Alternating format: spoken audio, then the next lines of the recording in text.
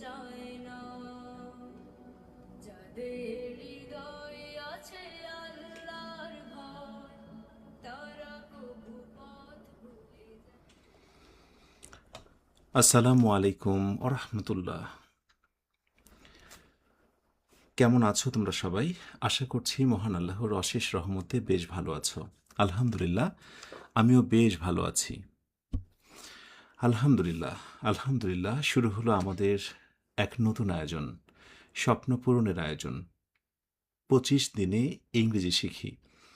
এটা শুধুমাত্র ইংরেজি শেখার একটি কোর্স নয়, একটা প্রাইভেট নয়, এটা হচ্ছে ইংরেজি শেখার কর্মশালা।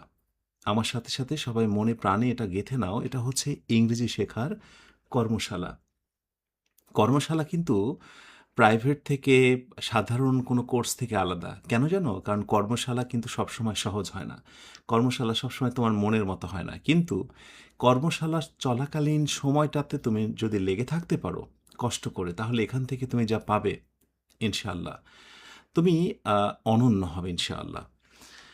আয়োজনের শুরুতেই জানিয়ে রাখি যে এখানে হয়তোবা আপনারা অনেকে সিনিয়র আছেন আমার থেকে, বয়োবৃদ্ধ, অনেক একটু বয়স্কও হতে পারেন, আবার আমার স্টুডেন্ট সব ধরনেরই রয়েছে, কিন্তু আমি সবাইকে তুমি বলে সম্বোধন করব। জেনারেলাইজিং একটা ইস্যু।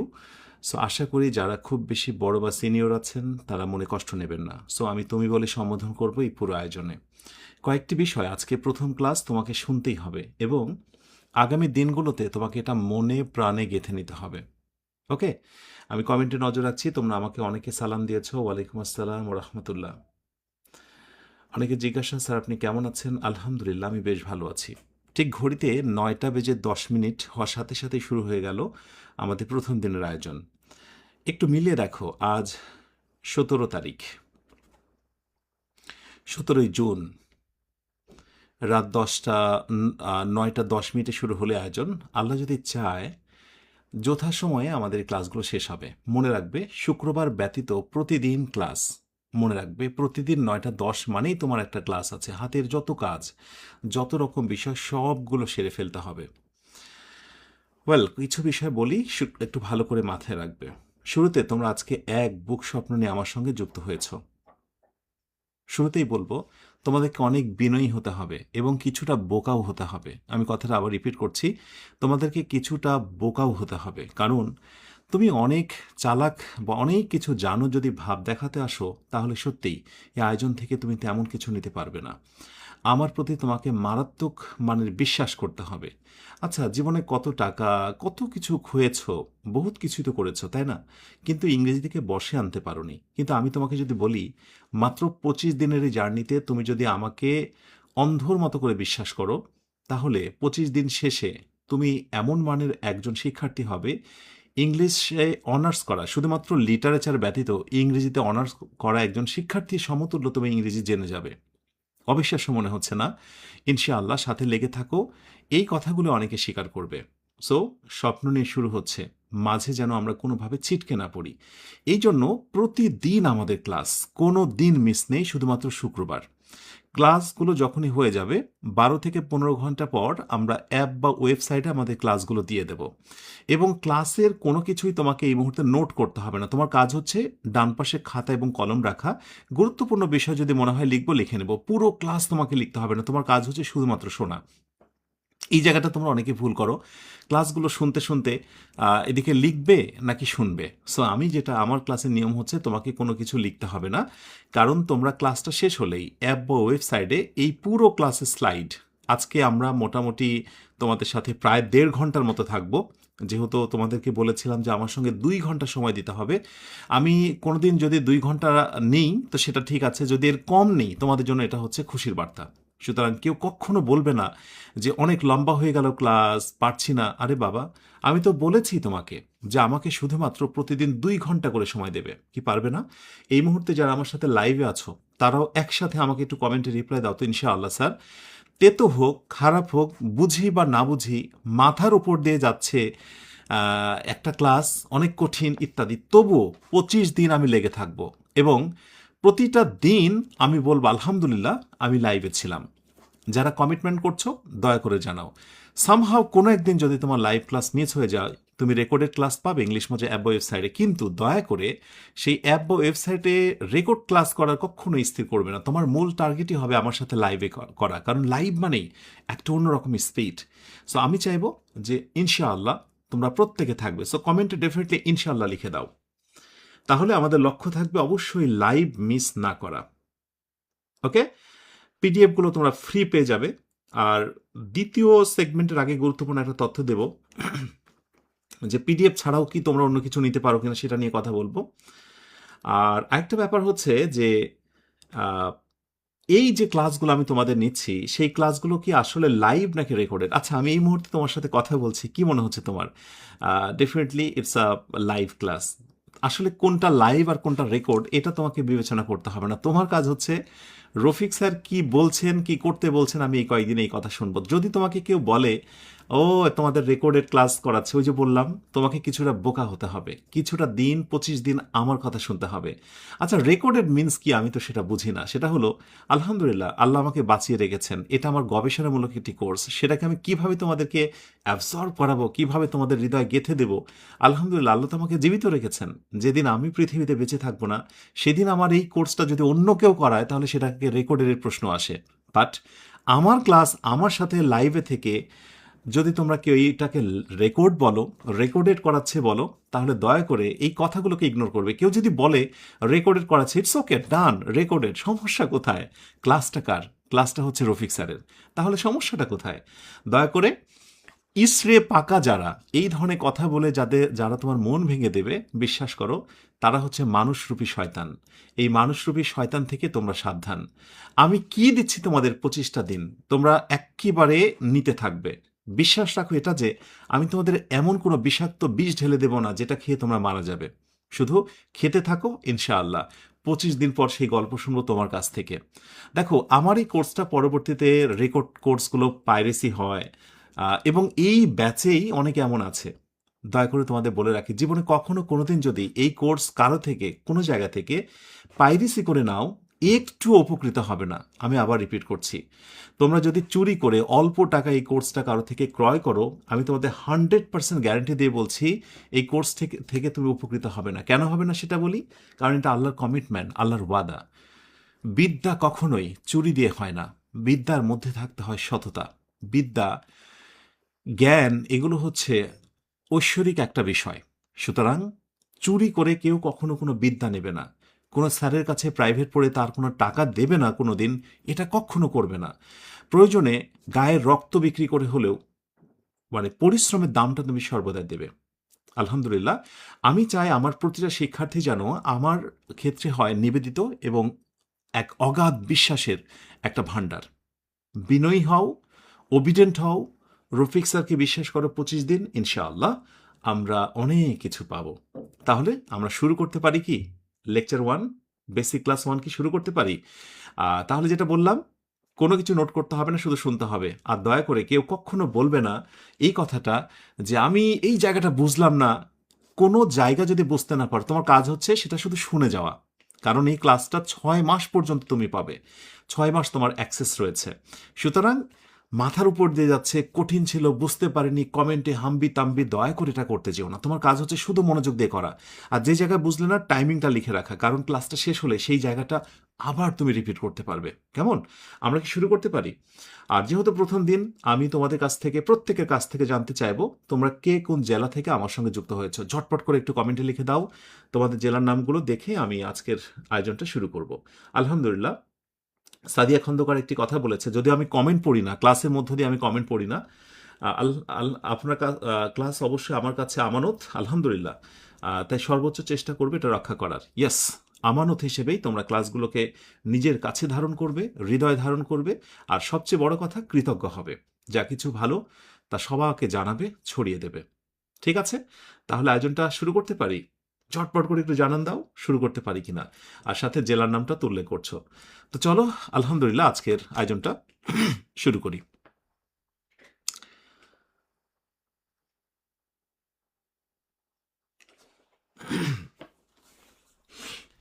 ওকে, তাহলে বেসিক ক্লাস 1, ইংরেজির লেটার বা যেটা আমরা বলি বর্ণমালা, সেইটা সম্পর্কে মোটামুটি তোমরা সবাই জানো। এটা নিয়ে টাইম ওয়েস্ট করবো না, ছোটোখাটো বিষয়গুলো তোমরা এমনিই জানো, এগুলো খুব বেশি দরকারও হয় না। এরপরে লেটার প্লাস লেটার মিলে তোমার ওয়ার্ড তৈরি হয়, ছোট ছোট যে ওয়ার্ডসগুলো জন্ম হলো, যে বুক মানে বই, ডগ মানে কুকুর, পেন মানে হচ্ছে কলম।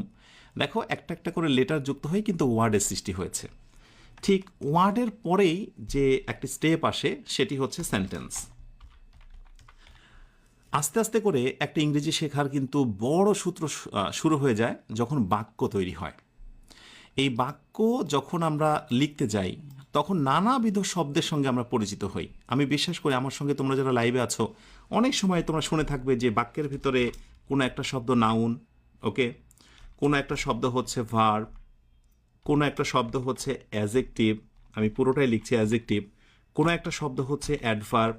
এই কথাগুলো তোমরা অবশ্যই শুনবে হরহামেশা, আমার এটা বিশ্বাস, বা তোমরা শুনেছ।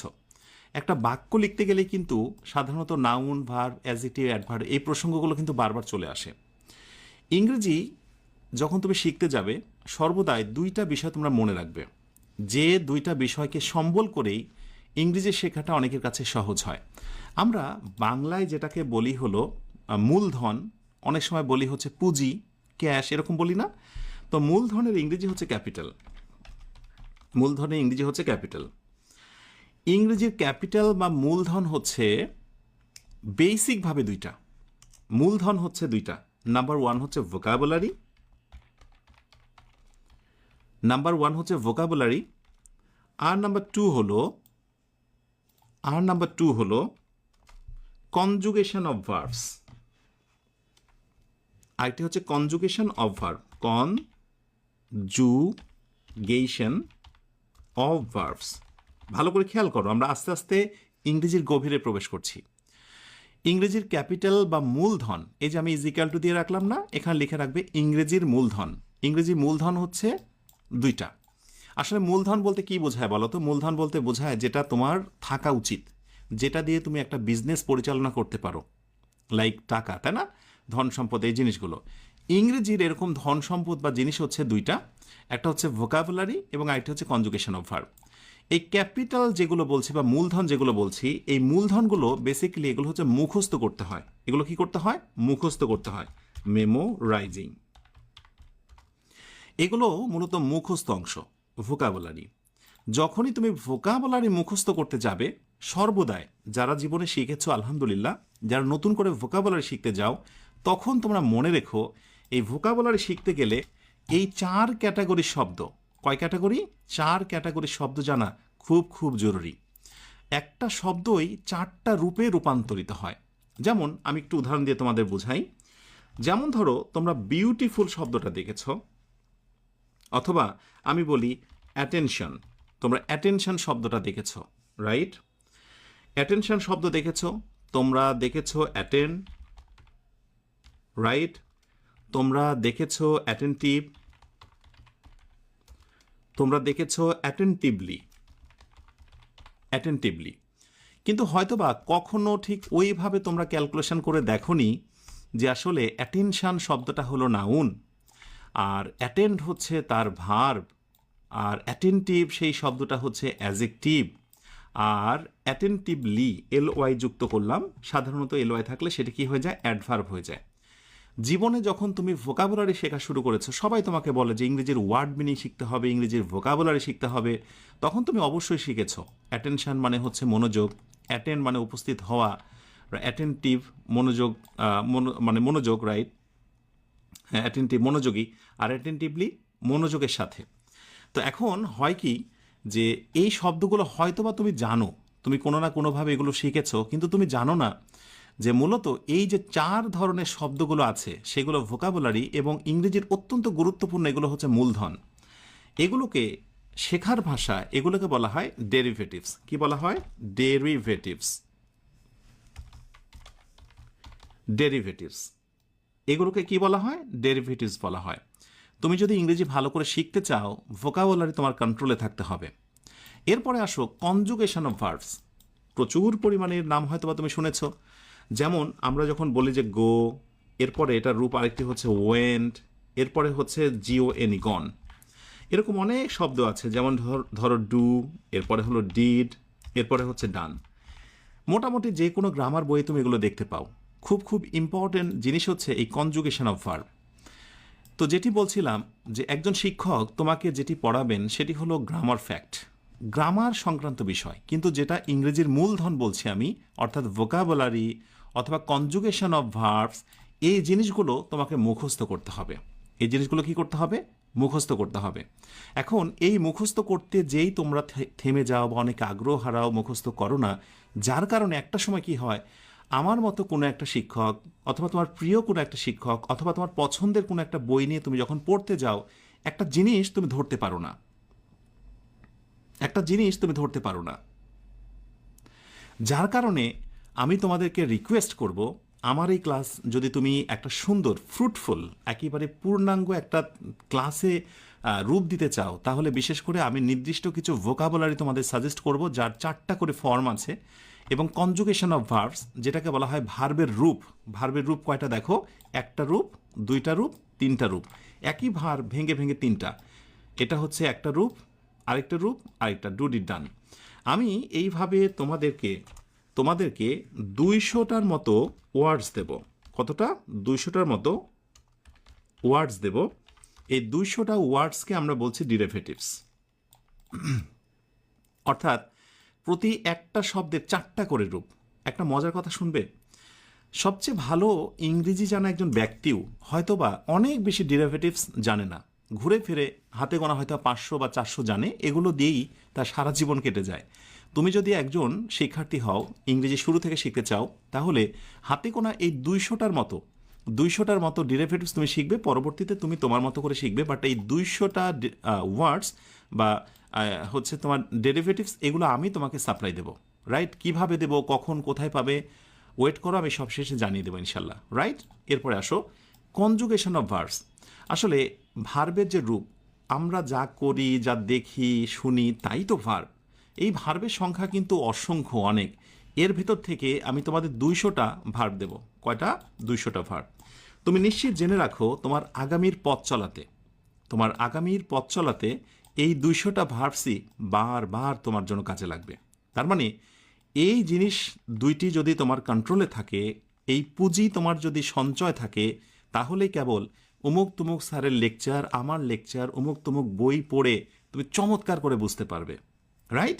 এবার আসো, আরও কিছু তোমাকে আমি ক্যাপিটালে কথা বলি বা মূলধনের কথা বলি। অনেকে হয়তো বা বলবে, আমি শুধু মুখে বলে দেবো, এটা নোট করতে হবে না।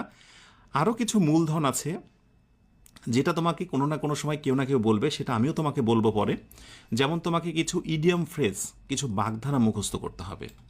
তোমাকে কিছু অ্যাপ্রোপ্রিয়েট প্রেপোজিশন তোমাকে মুখস্থ করতে হবে। এরপরে গ্রুপ ভার্ব, এই রকম কিছু জিনিস আছে যেগুলো তোমাকে মুখস্থ করতে হবে। যদি এই বেসিক জিনিস দুইটা তোমার কন্ট্রোলে থাকে, বাকিগুলোর কথা বাদ, তাহলে আমার পরবর্তী লেসনগুলো তোমার জন্য অনেক বেশি এফেক্টিভ হবে। আমাকে কথা দাও, আমি তোমাদেরকে যে 200টা ডেরিভেটিভস দেব এবং 200টা কনজুগেশন অফ ভার্বস দেব, সেটি আমি যখন দেব, যেখানে দেব, আমার কথা শুনে চমৎকারভাবে সেই টপিকগুলো তুমি কমপ্লিট করবে ইনশাআল্লাহ। ওকে? আচ্ছা, এবারে আমরা আরেকটু সামনে এগোই। আমরা জেনে গেছি ইংরেজির আসলে মূলধন কি। ইংরেজির মূলধন যখন জানা হলো, তখন অনেক ক্ষেত্রে তুমি একটা বাক্য দেখতে পাবে এবং স্ট্রাকচার দেখতে পাবে। সেই স্ট্রাকচারটা হচ্ছে সাবজেক্ট, এরপরে হচ্ছে ভার্ব, এরপরে হলো অবজেক্ট। আমরা কিন্তু আস্তে আস্তে আলোচনার গভীরে প্রবেশ করছি। সো এই ধরনের স্ট্রাকচার জীবনে যারা যারা দেখেছ বা শুনেছ, তারা একটু আমাকে কমেন্টে জানাও যে হ্যাঁ, আমি এই ধরনের স্ট্রাকচার অবশ্যই দেখেছি। ওকে? এবার একটা মজার কথা বলি, এই স্ট্রাকচারটা শুধু যদি দেখো ভাষা, তাহলে না তোমার কাছে অনেক কিছু জটিল মনে হবে। এই সাবজেক্ট, ভার্ব এবং অবজেক্ট, এটিকে আমরা সাধারণত বেসিকভাবে একটা সেন্টেন্স বলি।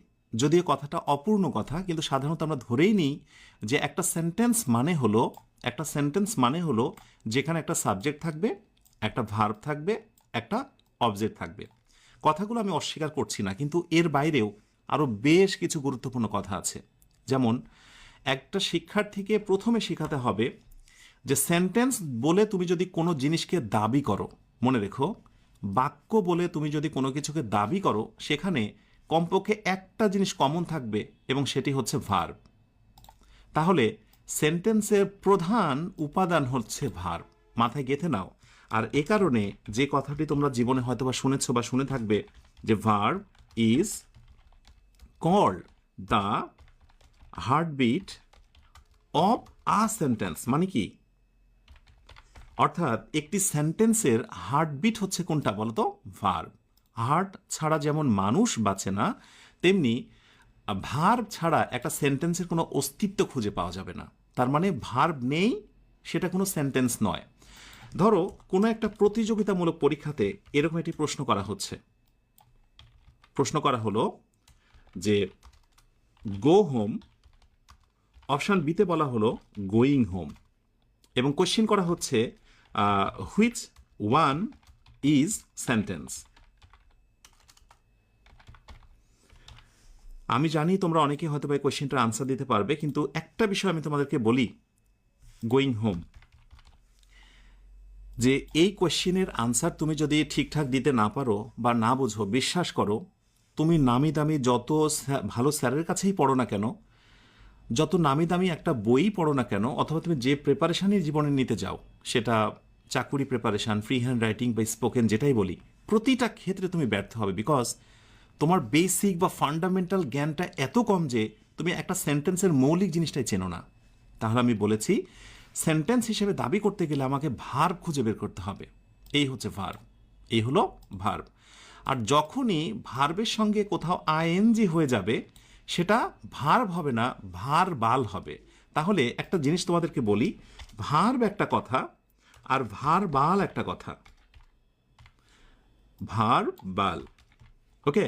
সো ভার্ব হচ্ছে ডিরেক্ট ভার্ব, যে ভার্বগুলো আমরা জানি, যেমন ধরো গো, তারপরে ধরো সি, তারপরে ধরো লুক, হ্যাঁ রাইট, এগুলো। কিন্তু যখন এই শব্দগুলোর সঙ্গে কোনোভাবে আইএনজি হবে সেগুলো ভার্ব সম্বন্ধীয় বা ভার্বের মতো অর্থ হবে, কিন্তু ভার্ব নয়। সো যেমন ধরো গোয়িং, এরপর ধরো সিইং, এরপর লুকিং। তাহলে আশা করি বুঝতে পেরেছো যে ভার্ব মূলত হচ্ছে এইগুলো, কিন্তু ভার্বাল ভার্বের মতো কিন্তু ভার্ব নয়, সেগুলো হচ্ছে আইএনজি যুক্ত করা বা অন্য শব্দগুলো। যারা এই যে বুঝে নিয়েছো যে স্যার এ নাম্বার অবশ্যই সেন্টেন্স, আমি বিশ্বাস করি তাদের বেসিকটা স্ট্রং হলো।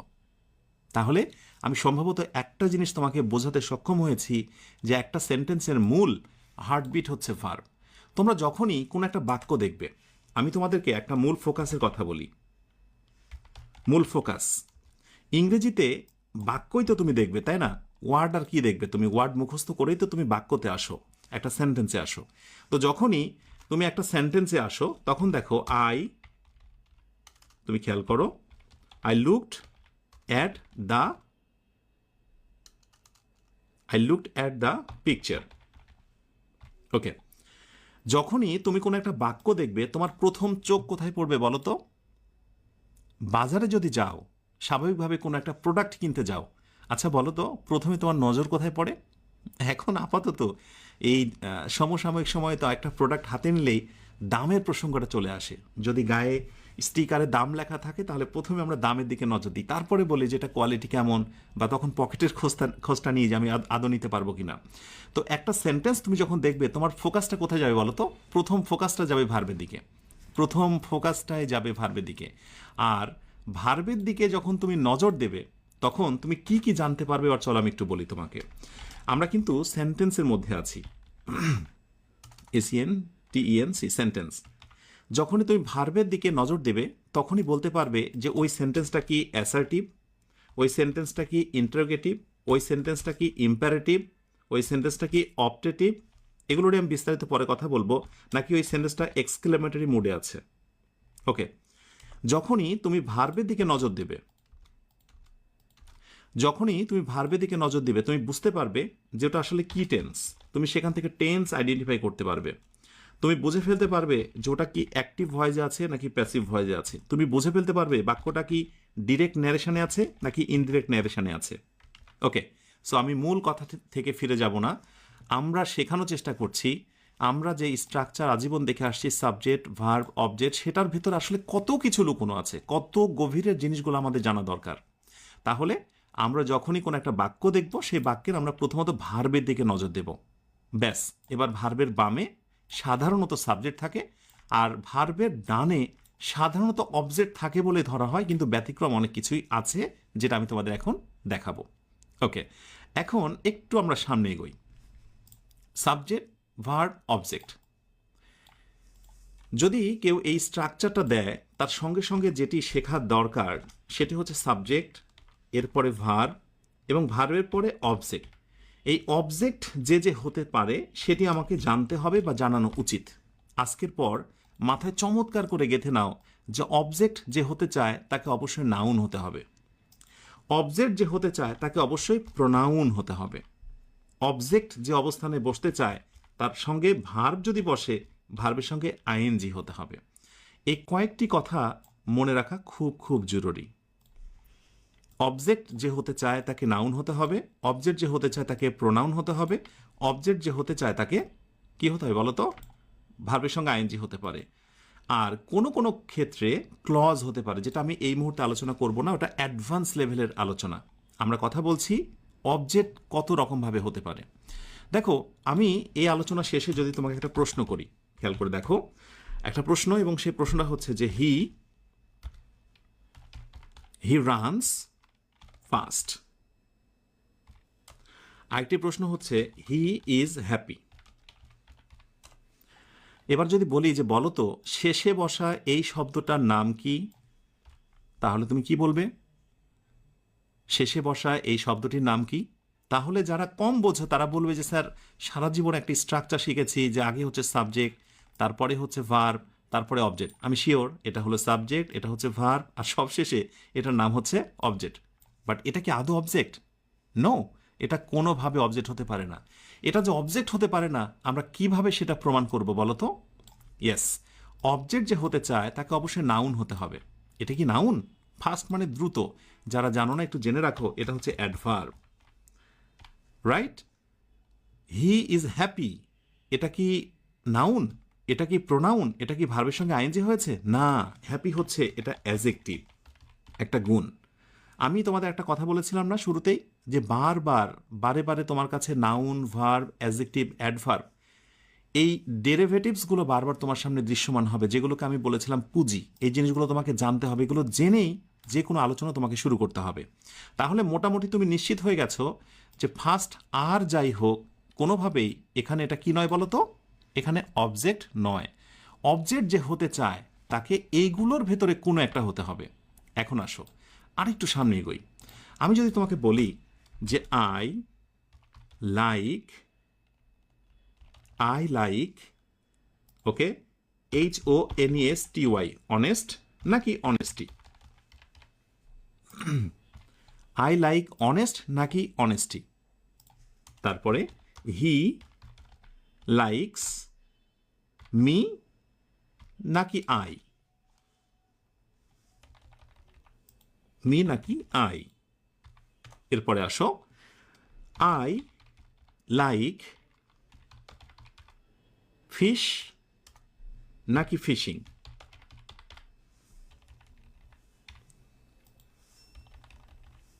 এটা হচ্ছে আমাদের পরবর্তী সেগমেন্ট টেস্ট। ওকে, এবার নিশ্চয়ই বুঝতে পেরেছ আই লাইক অনেস্ট হবে না, আমি সততা পছন্দ করি। সুতরাং এইখানে আমি বেছে নিব নাউন। কি নেব? Noun, right? তাহলে এটি হচ্ছে বাক্যের অবজেক্ট। এটা যে অবজেক্ট আমরা প্রমাণ করতে পারবো, বিকজ অবজেক্ট হতে গেলে তাকে নাউন হতে হবে। হি লাইকস মি নাকি আই? অবশ্যই মি, কারণ আমরা শুনেছি অবশ্যই প্রোনাউন হবে। প্রসঙ্গত বলি, অবজেক্ট অবস্থানে প্রোনাউন হবে, এটা আমি তোমাদেরকে শেখাচ্ছি। সো এই জায়গাটায় মি। আই লাইক ফিশ নাকি ফিশিং, পরবর্তীতে যদি ভার্ব অবস্থানে আসে তাহলে তার সঙ্গে কি হয়ে যাবে? আইএনজি হয়ে যাবে। তার সঙ্গে কি হবে? আইএনজি হয়ে যাবে। সো এখানে রাইট উত্তর হচ্ছে ফিশিং। এই অংশটুকু যখন আমি তোমাকে শেখালাম, অ্যাজ এ টিচার আমার যে জিনিসটি তোমাকে শেখানো উচিত সেটি হলো, আমরা এই যে আই দেখি, যেটা আই, এরপরে হচ্ছে মি, তারপরে হচ্ছে হি থেকে হচ্ছে হিম, শি থেকে হচ্ছে হার, দে থেকে হচ্ছে দেম, ইউ এটা সাবজেক্টও যা অবজেক্টও তাই। মনে রাখতে হবে অবজেক্ট অবস্থানে যেগুলো বসবে সেগুলো হচ্ছে সবগুলো 2 নাম্বার ফর্ম। অর্থাৎ বাক্যের শেষে যখন অবজেক্ট অবস্থানে বসে এগুলো হচ্ছে সেই ফর্ম। তোমরা অনেকেই একটা বইয়ে এগুলো দেখো বাট ধরতে পারো না যে এগুলোর জন্মই কেন হয়েছে। সো আই, মি এগুলো বুঝতে পেরেছ। এবার আসো, যখনই আমরা অবজেক্ট অবস্থানে সাবজেক্ট, ভার্ব এবং অবজেক্ট, এই অবজেক্ট অবস্থানে যখনই আমরা কোনো ভার্বের সঙ্গে আইএনজি করি, ভার্বের সঙ্গে আইএনজি করার মানে হলো এই শব্দটা কিন্তু মূলত নাউনে রূপান্তর হয়েছে। ভার্বের সঙ্গে আইএনজি করা মানে শব্দটা মূলত নাউনে রূপান্তর হয়েছে। তাই খুব বেশি দিন না, কোনো না কোনো সময় হয়তো বা তুমি আমার মুখ থেকেই অথবা কোনো একটা বই থেকে শুনে থাকবে এটার নাম হচ্ছে জেরান, এটার নাম হচ্ছে জেরান, যেটা কাজ করে মূলত নাউনের মতো। সুতরাং আমরা জেনে গেলাম অবজেক্ট অবস্থানে ভার্বের সঙ্গে যদি কোনো আইএনজি থাকে তাহলে সেটার নাম হয়ে যায় জেরান এবং সেটা মূলত কাজ করে কিসের মতো? নাউনের মতো। খুব বেশি দিন না, হয়তোবা তোমাকে কিছুদিন পরে এরকম একটা প্রশ্ন দেখতে হতে পারে, সেটা হলো I like fishing. I like fishing, এই ফিশিং এর নিচে আন্ডারলাইন করে কোনো একটা প্রতিযোগিতামূলক পরীক্ষাতে তোমাকে বলবে যে এই ফিশিং এর নাম কি। অপশান এতে বলছে ধরো নাউন, অপশান বিতে বলছে জেরান, অপশান সিতে বলছে অবজেক্ট, ধরো এই টাইপের কিছু একটা বলা হলো। এবার বলো তো রাইট আনসার কোনটা হবে? এই মুহূর্তে আমার সঙ্গে যারা যুক্ত আছো তাদেরকে বলি, যেহেতু ক্লাসটা বেসিক, সো তুমি চাইলেই আমি এমন কোনো ইনফরমেশন এই মুহূর্তে দিয়ে ক্লাসটাকে জাকালো করব না যে যে জিনিস ইনফরমেশনগুলো তুমি জানো না। আমি আস্তে আস্তে করে তোমাদেরকে বেসিক থেকে অ্যাডভান্সে নিয়ে যাব। Thank you so much. আমি দেখছি যে অনেকেই তোমরা সঠিক আনসার দিয়েছ। ইয়েস, ফিশিং যেহেতু ভার্বের সঙ্গে আইএনজি হয়েছে, দেখো ফিশ মানে মাছ, আবার ফিশ মানে মাছ ধরা, মানে বিষয়টা হলো কি যে ফিশ কিন্তু একই সাথে নাউন হয়, রাইট? আবার ফিশ কিন্তু একই সাথে আবার ভার্বও হয়। এই জিনিসটা একটু মনে রেখো, তাহলে কাজে দেবে।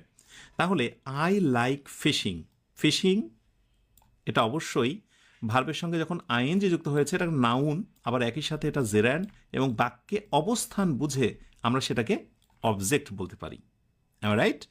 আশা করি তুমি এটা ধরতে পেরেছো যে বাক্যের শেষে বসা যে অবজেক্টের কথা আমরা বলি, অবজেক্ট হতে গেলে আসলে তার কী ধরনের যোগ্যতাগুলো থাকা দরকার। আমরা কিন্তু রয়েছি সারা জীবন দেখে আসা একটা কমন স্ট্রাকচার, সাবজেক্ট, ভার্ব এবং অবজেক্ট। একটা অবজেক্টের ক্ষেত্রে কত কিছু জানা জরুরি সেটা নিয়ে আমরা কথা বলছি। যখন তোমাকে অবজেক্ট শেখানো হচ্ছে তখন একটা জিনিস শেখানো উচিত, দেখো অবজেক্টের সময় অবশ্যই তোমাকে শেখানো দরকার যে অবজেক্ট সব সময় যেটা হতে পারে পার্সন অবজেক্ট হতে পারে এবং কোনো বিষয়বস্তু থিং, হ্যাঁ, পার্সন এবং থিং এই দুইটা কিন্তু অবজেক্ট হতে পারে, রাইট? তার মানে অবজেক্টের প্রকার কিন্তু হচ্ছে দুইটা, একটা হচ্ছে ইনডিরেক্ট, ডিআইআরইসিটি ইনডিরেক্ট, আর আরেকটি হচ্ছে ডিরেক্ট। ইনডিরেক্ট এবং আরেকটি হচ্ছে ডিরেক্ট।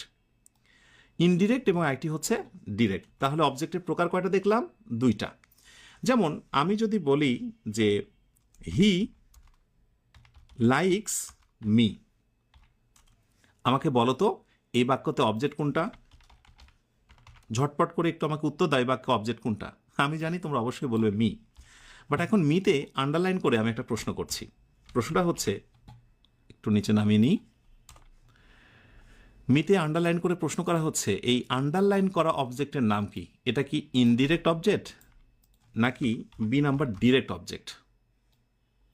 ঝড়ো গতিতে একটু আনসারটা দিয়ে দাও দেখি। সমস্যা আসলে এখানেই, কোনো কিছুই পাস করে যাব না আমরা, দ্রুত।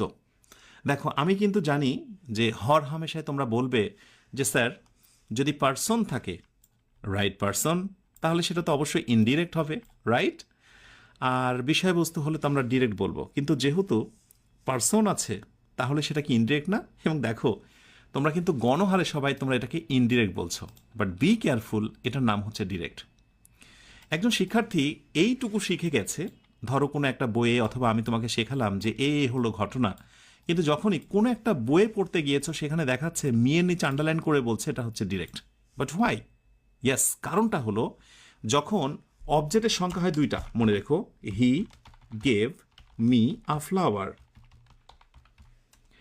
অবজেক্টের সংখ্যা যদি হয় দুইটা, একটু খেয়াল করে দেখো, মি হলো একটা অবজেক্ট, এ ফ্লাওয়ার আরেকটা অবজেক্ট। বুঝতে পেরেছো অবজেক্ট কি সেটা নিয়ে আমি পরে অনেক কথা বলবো, সমস্যা নেই। আমি শুধু দেখানোর চেষ্টা করছি যে কত অজানা বিষয় রয়ে যায়।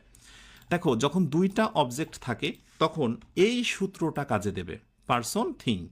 দুইটা যখন অবজেক্ট থাকবে তখন আগে হচ্ছে পার্সন, পরে হচ্ছে থিং, যেটাকে আমরা শর্টকাটে আমরা বলতে পারি আইও।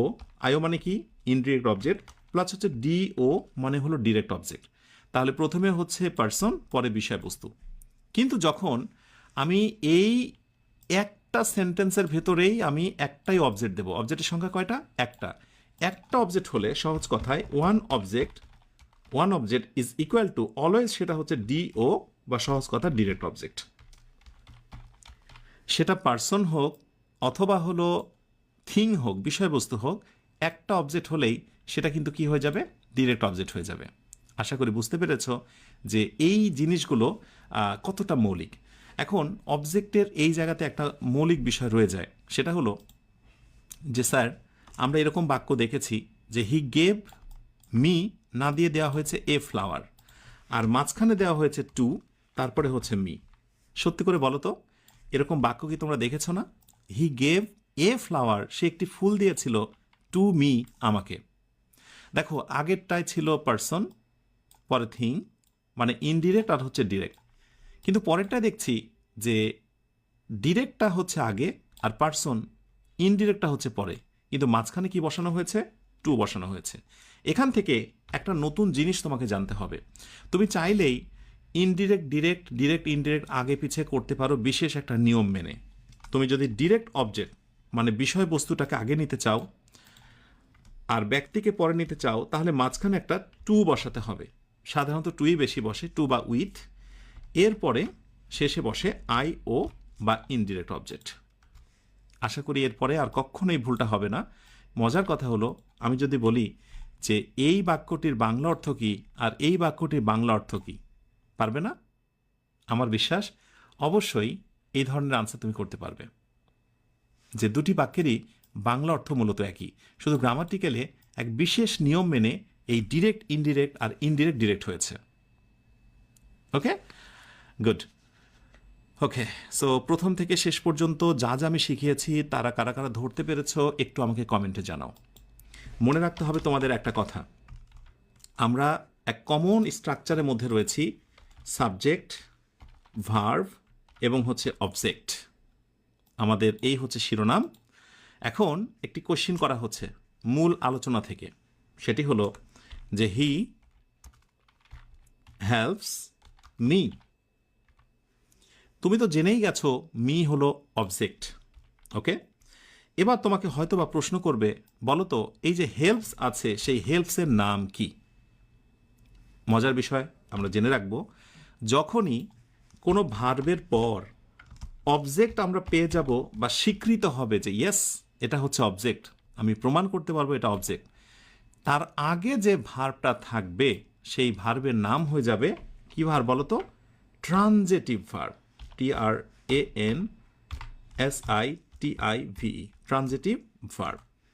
নিশ্চয়ই এর আগে তোমরা শুনেছো সকর্মক, অর্থাৎ অবজেক্ট যদি থাকে তার পূর্বে যে ভার্ব থাকে সেই ভার্বের একটা আমরা নতুন নাম জানবো, তার নাম হচ্ছে ট্রানজেটিভ। কি ভার্ব?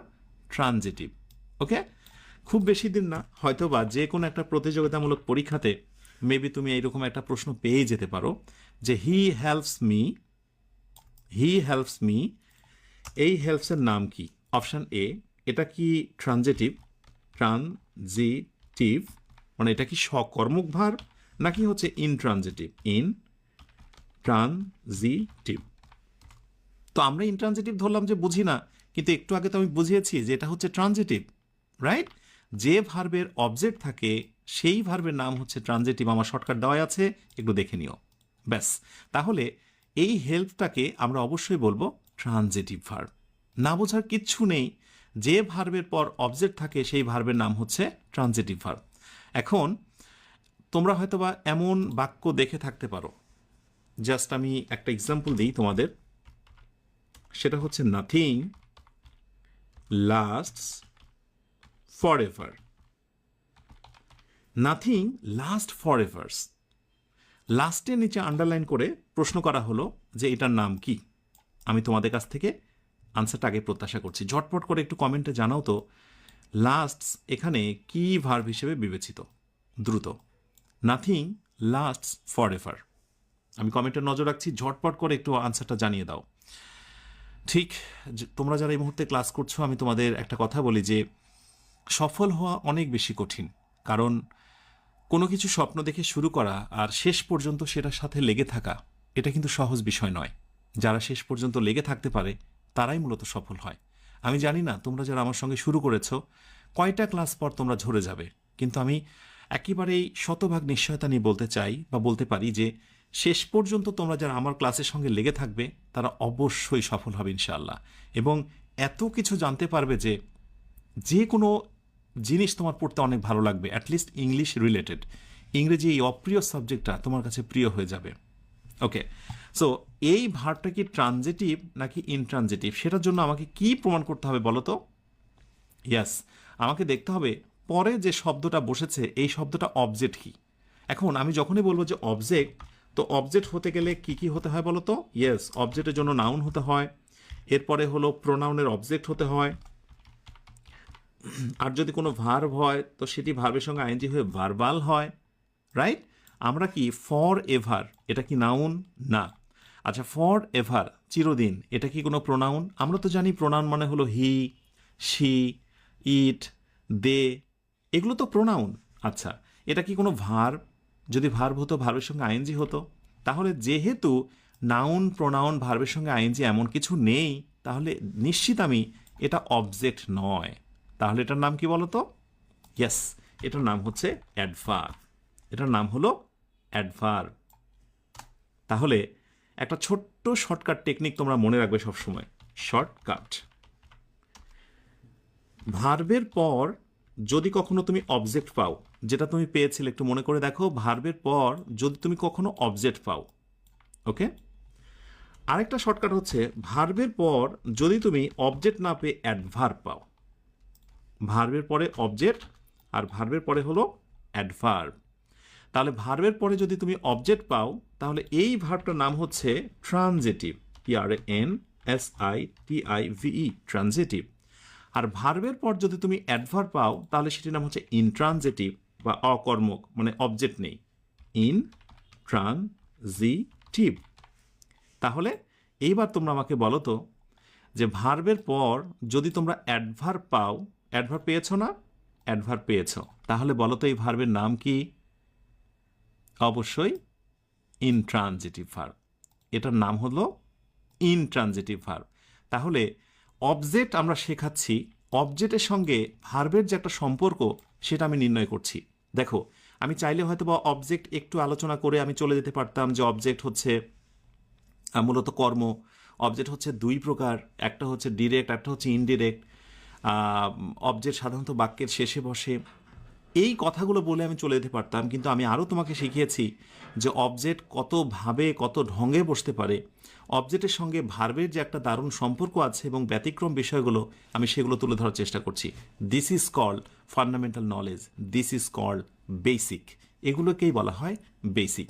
এখন দেখো, আমি কিন্তু চাইলেই এখানে এই কথাটা বলে আমি চলে যেতে পারতাম, কিন্তু একটা জিনিস তোমাকে এখানে জানতে হবে, যে নোটটা, সেটা হলো ইনট্রানজিটিভ যে ভার্ব আছে, মনে রেখো ইনট্রানজিটিভ যে ভার্বটার কথা আমরা বলছি যার পরে অ্যাডভার্ব বসে, ইনট্রানজিটিভ ভার্ব ইজ কল্ড, মনে রেখো সবাই, ইনট্রানজিটিভ ভার্বকে বলা হয় একটা complete verb, complete verb. Intransitive ভার্বকে কমপ্লিট একটা ভার্ব বলা হয়। কেন বলা হয়? কারণ খুব বেশি দিন না হয়তোবা তুমি এরকম একটি বাক্য দেখতেই পেতে পারো যে ফায়ার, BURNS, বার্নস। এখন এই বার্নসের নিচে আন্ডারলাইন করে হয়তোবা তোমাকে জিজ্ঞাসা করবে যে বলো তো বাবা, এই বার্নসটা কি ট্রানজিটিভ নাকি এই বার্নস হচ্ছে ইনট্রানজিটিভ? এখন তুমি তো যদি একটু কম বোঝো তাহলে তো তুমি মাথায় হাত দিয়ে বসে থাকবে, বলবে যে স্যার তো শিখিয়েছিল যে ভার্বের পর যদি অবজেক্ট থাকে তাহলে সেটি ট্রানজিটিভ, আর ভার্বের পর যদি অ্যাডভার্ব বসে তাহলে তো সেটা ইনট্রানজিটিভ। কিন্তু এখানে তো দেখছি যে ফুল স্টপ ছাড়া আর কিছুই নাই, তাহলে স্যার তো ফুল স্টপের কথা বলেনি। এটাই তোমাকে মনে রাখতে হবে, এবং সেই নোটটা হলো এই নোটটা বা এই শর্টকাটটা। যদি কোনো ভার্বের পর একটা ফুল স্টপ, একটা পাংচুয়েশন মার্ক দিয়েই বাক্য শেষ হয়ে যায়,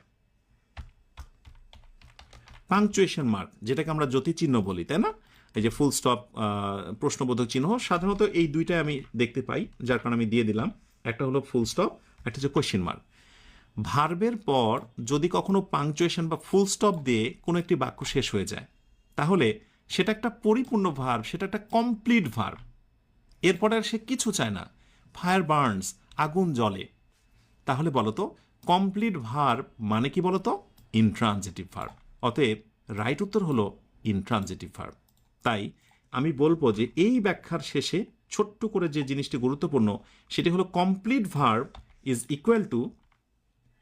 equal to intransitive verb, intransitive verb. Complete verb মানে হচ্ছে ইনট্রানজিটিভ ভার্ব। তাহলে এখানে আরেকটি বিষয় সঙ্গে সঙ্গে অ্যাড করা মনে হয় জরুরি হয়ে গেল, সেটি হচ্ছে আমি যদি বলি যে complete verb is equal to intransitive verb, আর ইনকমপ্লিট ভার্ব কাকে বলে তাহলে বলো তো? হ্যাঁ, এইবার তোমরা বুঝে গেছো, ইনকমপ্লিট ভার্ব মানে হলো ট্রানজিটিভ ভার্ব। কারণ শুধুমাত্র ভার্ব দিয়ে ফুল স্টপ হলেই বাক্যটি পরিপূর্ণ হবে না, ওর পরে অবশ্যই একটা অবজেক্ট থাকা চাই। এই জন্য এই ভার্বগুলোকে ইনকমপ্লিট বলা হয়। সে পরিপূর্ণরূপে নিজে কমপ্লিট হতে চাইলে তারপরে অবজেক্ট প্রয়োজন। কিন্তু ট্রানজিটিভ ভার্বের পর ফুল স্টপ দিলেই যেহেতু বাক্যটি পরিপূর্ণ হয়ে যায়, তাই এই ভার্বকে বলা হয় কমপ্লিট ভার্ব বা ট্রানজিটিভ ভার্ব। ক্লিয়ার? আচ্ছা, এবার আরেকটি তথ্য এখানে জানতে হবে, ভার্বের মৌলিক বিষয়ের সঙ্গে যুক্ত, যেটা তোমরা সবাই একটু নোট করে নাও। নোটটা হচ্ছে one verb in a sentence is called, দেখি তোমরা কে কে আমাকে বলতে পারো। One verb in a sentence is called, অর্থাৎ একটা সেন্টেন্সে যদি একটা ভার্ব হয় তার নাম কি? তোমরা অবশ্যই শুনেছো, সেটা হচ্ছে মেইন ভার্ব, রাইট? তোমরা অনেক সময় শুনে থাকবে মেইন ভার্বকে বলা হচ্ছে প্রিন্সিপাল ভার্ব। তাহলে যে সেন্টেন্সে একটাই ভার্ব তার নাম হচ্ছে প্রিন্সিপাল ভার্ব। সুতরাং এখন অনেকেই আমাকে প্রশ্ন করতে পারো এই আলোচনা দেখে যে স্যার এখানেও তো একটা ভার্ব, এখানেও তো একটা ভার্ব, আবার এখানেও তো একটা ভার্ব, তাহলে এগুলো কি প্রিন্সিপাল ভার্ব না? এই কিন্তু একটা কমন প্রশ্ন, এবং এই প্রশ্নটা তারাই করবে যারা ইংরেজি বেসিক কম বোঝে। সুতরাং জেনে রাখো, আমরা যেটা বলতে চাই সেটা হচ্ছে ট্রানজিটিভ বলি অথবা ইনট্রানজিটিভ বলি, রাইট, ইজ ইকুয়াল টু তারা হচ্ছে মেইন ভার্ব। সো আমাদের মেইন নোট পয়েন্ট যেটা দাঁড়ালো, ট্রানজিটিভ ভার্ব বলি বা ইনট্রানজিটিভ ভার্ব যেটাই বলি, তারা কিন্তু অবশ্যই হচ্ছে মেইন ভার্ব অথবা হচ্ছে প্রিন্সিপাল ভার্ব। মেইন ভার্ব অথবা প্রিন্সিপাল ভার্ব, মেইন ভার্ব অথবা প্রিন্সিপাল ভার্ব। কোথায় লিখলাম? ওকে, মেইন ভার্ব অথবা প্রিন্সিপাল ভার্ব, রাইট। আশা করি এই ছোট ছোট বিষয়গুলো নিয়ে ভবিষ্যতে আর কোনোই দ্বন্দ্ব থাকবে না। ঠিক আছে, আজকে আমাদের মূল আয়োজন, আমাদের শিরোনাম হচ্ছে কি বলতো? সাবজেক্ট, এরপরে ভার্ব, এরপরে অবজেক্ট, এই নিয়ে যত গোলক ধাঁধা। হ্যাঁ, যে আসলে কি এই কথার মধ্যে এই কথাটুকু লুকিয়ে আছে নাকি এরপরে আরও অনেক কিছু রয়েছে। আলোচনার একেবারে শেষ পর্যায়ে তোমাদেরকে আরেকটা মজার বিষয় বলি, সেটি হচ্ছে সাবজেক্ট এরপরে ভার্ব বসতেই পারে। যদি তারপরে অবজেক্ট বসে তাহলে এই ভার্বের নাম হয়ে গেল কি বলতো? টিভি। মনে রেখো, this is called transitive verb, অথবা এটা ভিটি এইভাবে দেওয়া থাকবে। তোমরা যখন ডিকশনারি পড়ো সেখানে দেখবে সুন্দর করে দেওয়া থাকে টিভি বা ভিটি, মানে ভার্ব ট্রানজিটিভ, রাইট? এরপরে আমরা দ্বিতীয়তে আরেকটি স্ট্রাকচার পেলাম, সেটি হচ্ছে সাবজেক্ট এবং ভার্বের পর যদি কখনো ভার্বের পর যদি কখনো আমরা অ্যাডভার্ব দেখতে পাই, হ্যাঁ, তাহলে এই ভার্বটার নাম হচ্ছে ইনট্রানজিটিভ, আইএনটি ভি, অথবা ডিকশনারি থাকবে ভি আইএনটি, ভার্ব ইনট্রানজিটিভ। ওকে, আমরা দেখেছি এটা। আমরা দেখেছি যে অবজেক্ট যে হতে চায় তাকে নাউন হতে হয়েছে, আমরা দেখেছি তাকে প্রোনাউন হতে হয়েছে, আমরা দেখেছি যদি ভার্ব হয় ভার্বের সঙ্গে কি হয়েছে, আইএনজি হয়েছে। আমরা এই ছোট একটা স্ট্রাকচারকে আমরা কত রকমভাবে মডিফাই করতে পারি। আমরা দেখেছি অবজেক্টের সঙ্গে ভার্বের সম্পর্ক, আমরা দেখেছি অবজেক্ট কত প্রকার, আমরা দেখেছি একটা বাক্যে যদি একটা অবজেক্ট হয় তার নাম কিভাবে পরিবর্তন হয়, আমরা দেখেছি একটা বাক্যতে ভার্ব যদি হয় ট্রানজিটিভ বা ইনট্রানজিটিভ সেটা মূলত প্রিন্সিপাল ভার্ব, সেটাই মূলত প্রিন্সিপাল ভার্ব। এখন আলোচনার একেবারে শেষ দিকে এসে একটা লাস্ট টেস্ট নিয়ে নিই, দেখি তোমরা কতজনে সেটা ধরতে পারছো।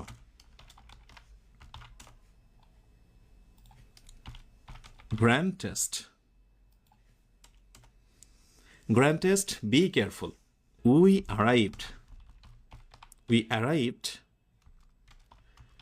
at the classroom door. আমরা একেবারে ক্লাসরুমের দরজার কাছে পৌঁছেছিলাম। আমার প্রশ্ন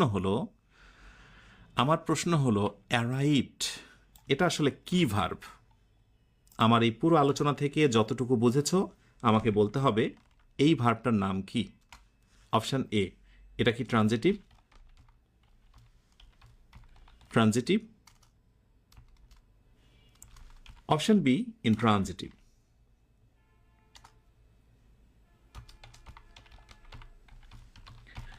এবং আনসার যদি করতে পারো অথবা নাও পারো, সমস্যা নেই, একটা নিউজ তোমাদের জন্য রয়েছে। We arrived at the classroom ডোর।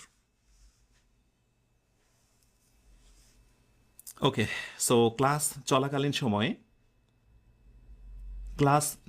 সময়ে সামগ্রিকভাবে যে বিষয়টি ভাববে সেটি হচ্ছে তুমি মেগাবাইট খরচ করে আমার ক্লাসটি করছো, তোমার সময় নষ্ট হচ্ছে, তুমি একটা স্বপ্ন নিয়ে আমার সঙ্গে যুক্ত হয়েছ। দিন শেষে অথবা ক্লাস শেষে যেন অনুশোচনা না হয়, যার কারণে প্রতিটা মুহূর্তকে অনেক বেশি মূল্যায়ন করবে। ইয়েস, অনেকে গণহারে ভুল করেছ, কিন্তু দেখো আমাদের এই পুরো আলোচনার শেষে আমি তোমাকে যদি এই নোটটা বলতাম যে দেখো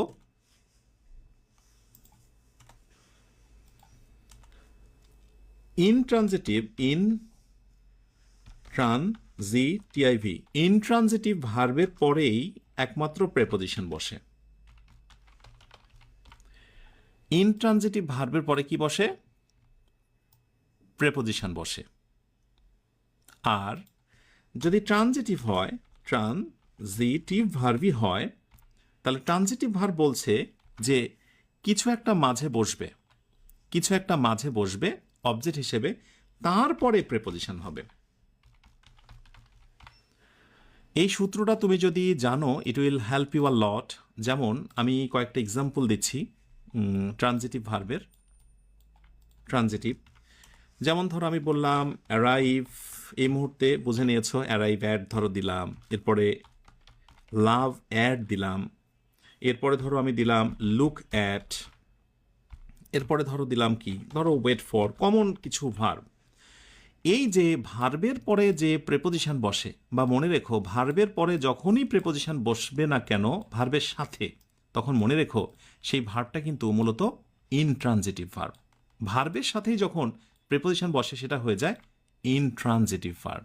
তাহলে নিশ্চয়ই বুঝে গেছো অ্যারাইভড এর পরে যেহেতু প্রেপোজিশন, অতএব এটির নাম হচ্ছে ইনট্রানজিটিভ ভার্ব, রাইট? আরেকটি মজার কথা বলি, ট্রানজিটিভ যে ভার্বটার কথা বলছি, ট্রানজিটিভ একটু খেয়াল করি আমরা। ট্রানজিটিভ ভার্বের পরে যে প্রিপোজিশন বসে না তা নয়। যেমন ধরো তুমি এরকম বাক্য দেখতে পারো,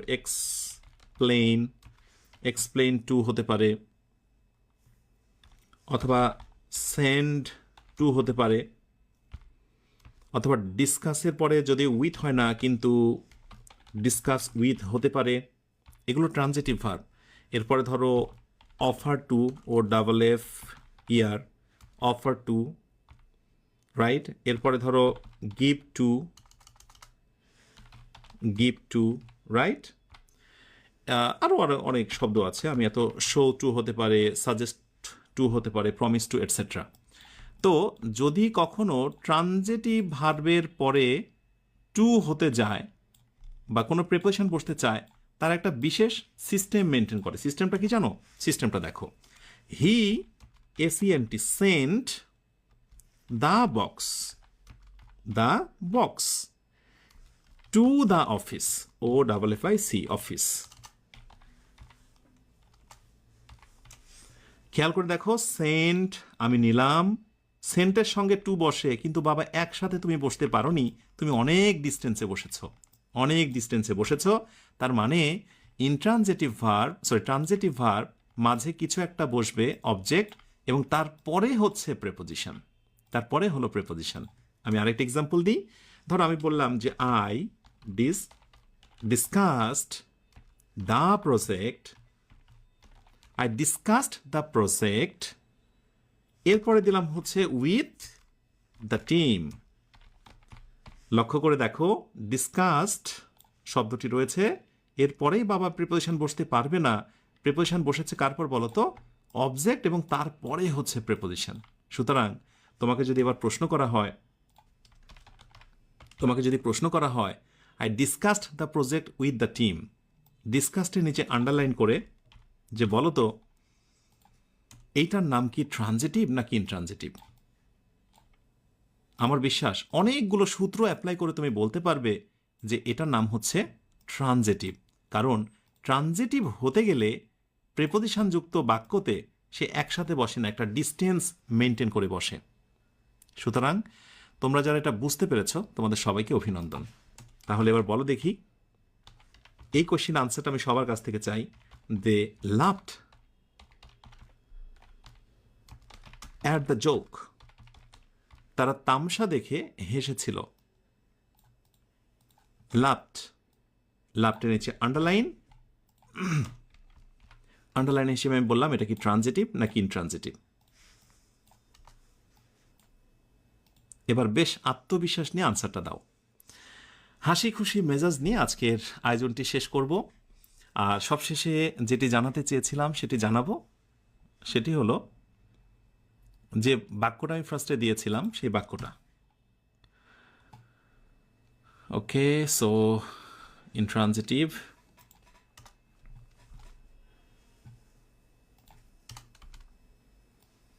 সবশেষে বাক্যটির আনসার দিয়ে হাসি খুশি মেজাজ নিয়ে আজকের ক্লাস থেকে বিদায় নেব আমরা ইনশাআল্লাহ। আর যে গুড নিউজটি আমি দিতে চেয়েছিলাম সবার জন্যই, সেটি হলো we arrived at the classroom. এটা একটা বিসিএসে আসা প্রশ্ন, বাংলাদেশের প্রেক্ষাপটে তো বটেই, অ্যান্ড ডেফিনেটলি তাই একেবারে মানুষের প্রত্যাশিত একটা জব, সেটি হচ্ছে বিসিএস। তার মানে আমি প্রমাণ করতে চাচ্ছি আমার এই ক্লাসগুলো বেসিক টু অ্যাডভান্স সকলের জন্য। আমরা ইংরেজিকে শেকড় থেকে, একেবারে ভেতর থেকে তুলে আনবো, জানার চেষ্টা করব গভীরের বিষয়। যারা লাস্ট কোয়েশ্চেনের আনসার দিয়েছ, বিশেষ করে তোমাদের সবাইকে অভিনন্দন। যারা বিশেষ করে আত্মবিশ্বাসের সঙ্গে আনসার দিয়েছ, লাভড অ্যাট ভার্বের সঙ্গেই যখন প্রেপোজিশন এরকম একটা, so it's a intransitive verb. আমার তো মনে হচ্ছে এখন তোমাদের অনেক স্মৃতি মনে হচ্ছে যে ইনট্রানজিটিভ ভার্বের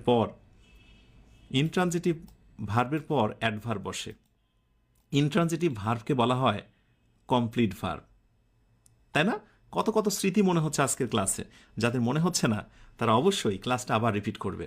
জানার রয়েছে, শেখার রয়েছে অনেক কিছু। আজকে আমরা যেটি নিয়ে আলোচনা করলাম সেটি হচ্ছে সাবজেক্ট, এরপরে হচ্ছে ভার্ব, এরপরে হলো অবজেক্ট। অত্যন্ত সুপরিচিত একটি বাক্য দিয়ে আমরা আজকে ইতি টানব। I eat rice. তোমরা আমাকে বলো তো এটা সাবজেক্ট কিনা? অবশ্যই। তোমরা আমাকে বলো তো ইট এটা ভার্ব কিনা? অবশ্যই ভার্ব। তোমরা আমাকে বলো তো রাইসটা অবজেক্ট কিনা? অবশ্যই অবজেক্ট। কেননা শব্দটা নাউন, অবজেক্ট হতে গেলে তাকে নাউন হতে হবে। এবার আমার প্রশ্ন হলো, কোনো একটা প্রতিযোগিতামূলক পরীক্ষায় যদি এই জায়গাটায় ফাঁকা রাখে, অথবা ফ্রি হ্যান্ড রাইটিংয়ে হোক, অথবা বিভিন্ন কারণেই হোক, কোনো একটা ওয়ার্ড তোমাকে এখানে বসাতে বলে, তাহলে তুমি এখানে কি বসাবে? এই জিনিসটি না পারার পেছনে কারণ হলো আমি আমার মতো শিক্ষকরা তোমাকে যখন এই স্ট্রাকচারটা শেখাই, ভুলেই যাই যে সাবজেক্ট ভার্ব অবজেক্টে পরে আরেকটা জিনিস বসতে পারে, এবং সেটি হচ্ছে অ্যাডভার্ব। কি বসতে পারে? অ্যাডভার্ব বসতে পারে। বিশ্বাস করো, তবেই না এই স্ট্রাকচারের পূর্ণতা আসলো। সুতরাং আই ইট রাইস, এখন কি আমরা অ্যাডভার্ব দেব না? অবশ্যই অ্যাডভার্ব দেব। সো আমরা অর্থ বুঝে আই ইট রাইস ওয়েল, আমি ভালোভাবে খাই, আমি কুইকলি খাই, আমি অ্যাটেন্টিভলি খাই, যে ওয়ার্ডটাই তুমি বসাতে চাও সেটি কিন্তু কি হবে? অ্যাডভার্ব হবে। আমার বিশ্বাস তুমি এইটুকু বুঝে নিয়েছো যে আমরা ছোট্ট চোখে একেবারে অ্যাট এ গ্ল্যান্স যে স্ট্রাকচারটা দেখি, এর বাইরেও জানার আছে আরও অনেক কিছু। ক্লাসটির এটি হচ্ছে প্রথম পার্ট। ইনশাআল্লাহ লেকচার 2-তে আরও অনেক ম্যাজিক্যাল ফ্যাক্ট দেখবে ইনশাআল্লাহ।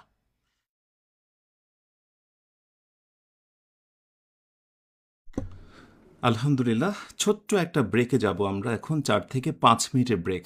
তোমরা স্বাভাবিকভাবে জানো যে আহ, আমাদের বিশেষ কিছু বিষয় থাকে যে লাইক জরুরি কাজ থাকে। তোমরা একটু ফ্রেশ হয়ে আসতে পারো, 4 থেকে 5 মিনিটের মধ্যে আমরা আরেকটা নাশিদ প্লে করব। তবে তোমরা 4 মিনিটে বেশি সময় নেবে না। সাথে বলি, আমি কিছু ইসরে পাকা শিক্ষার্থীকে ইতোমধ্যে পেয়েছি। একজন বলছে আহ, এই যে, আরে ভাই, লাইভ আর রেকর্ডের ক্লাসের মধ্যে অনেক পার্থক্য, এদের তোমরা চিনে রাখো, এরা তোমার একেবারে মারাত্মক শত্রু। এই গ্রুপেই কিছুদিনের মধ্যেই অনেকে ছিটকে পড়বে। কিন্তু আমি ফার্স্টে বলেছিলাম না যে যারা শুধুমাত্র আমার কাছে, আমার এই আয়োজনটায় একেবারেই অন্ধের মতো করে বিশ্বাস করে আমার সাথে লেগে থাকবে, বোকা শোকা হয়ে পুরো আয়োজনটা শেষ করবে, সে নিতে পারবে। আচ্ছা, তোমরা কি ভেবেছো এটা কোনো প্রাইভেট? এটা কি একটা কোচিং সিস্টেম? না রে বাবা, এটা হচ্ছে একটি কর্মশালা। কষ্ট লাগবে, তেতো লাগবে, অসহ্য লাগবে, মাঝে মাঝে মনে হবে বুঝতে পারছি না, আমাকে তবুও থাকতে হবে, কারণ আমি তো কথা দিয়েছি। তুমি তো মনে মনে এটাই ভেবেছো এটাই হোক আমার ইংরেজি শেখার শেষ চেষ্টা।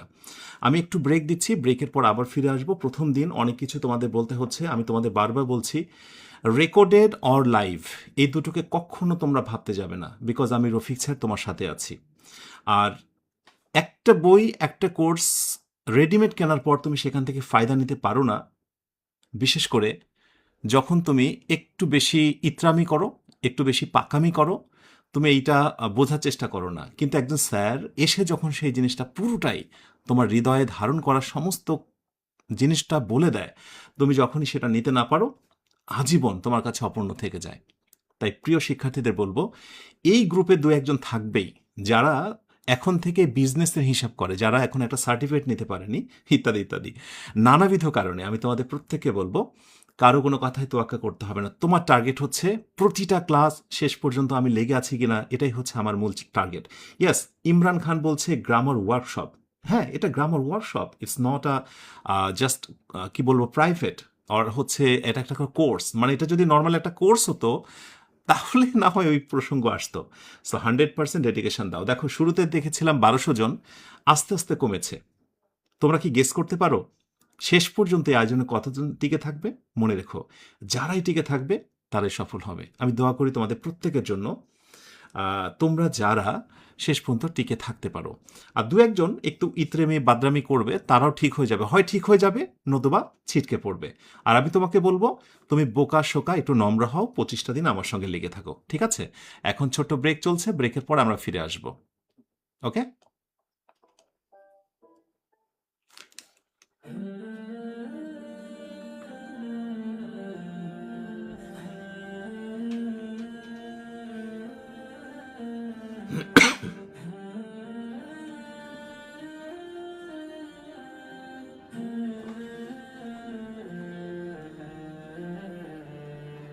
তোমার দরুদ পড়ি সকাল সাজে, প্রশান্তি খুঁজে পাই সকল কাজে।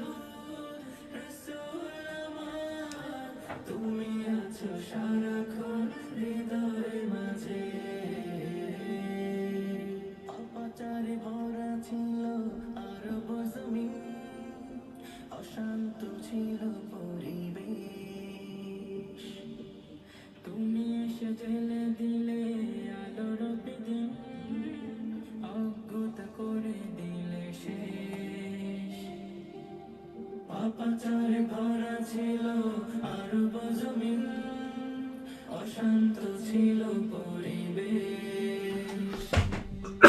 তুমি এসে জ্বেলে দিলে আলোর প্রদীপ, অজ্ঞতা করে দিলে শেষ। সবখানে পৌঁছালে দিলের দাওয়া, সাজালে পৃথিবী নব সাজে। হে প্রিয় রসূল, রসূল আমার, তুমি আছো সারাক্ষণ হৃদয় মাঝে। হে প্রিয় রসূল, রসূল আমার, তুমি আছো সারাক্ষণ হৃদয় মাঝে। তোমারই আগমনে হুরমালায় আনন্দে গিয়েছিল গান। জান্নাতি নূর নেমে আসলো ধরায়, কেড়ে নিল সকলের প্রাণ।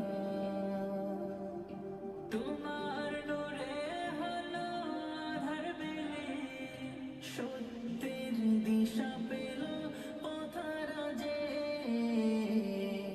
হে প্রিয় রসূল, রসূল আমার, তুমি আছো সারাক্ষণ হৃদয় মাঝে। হে প্রিয় রসূল, রসূল আমার, তুমি আছো সারাক্ষণ হৃদয় মাঝে।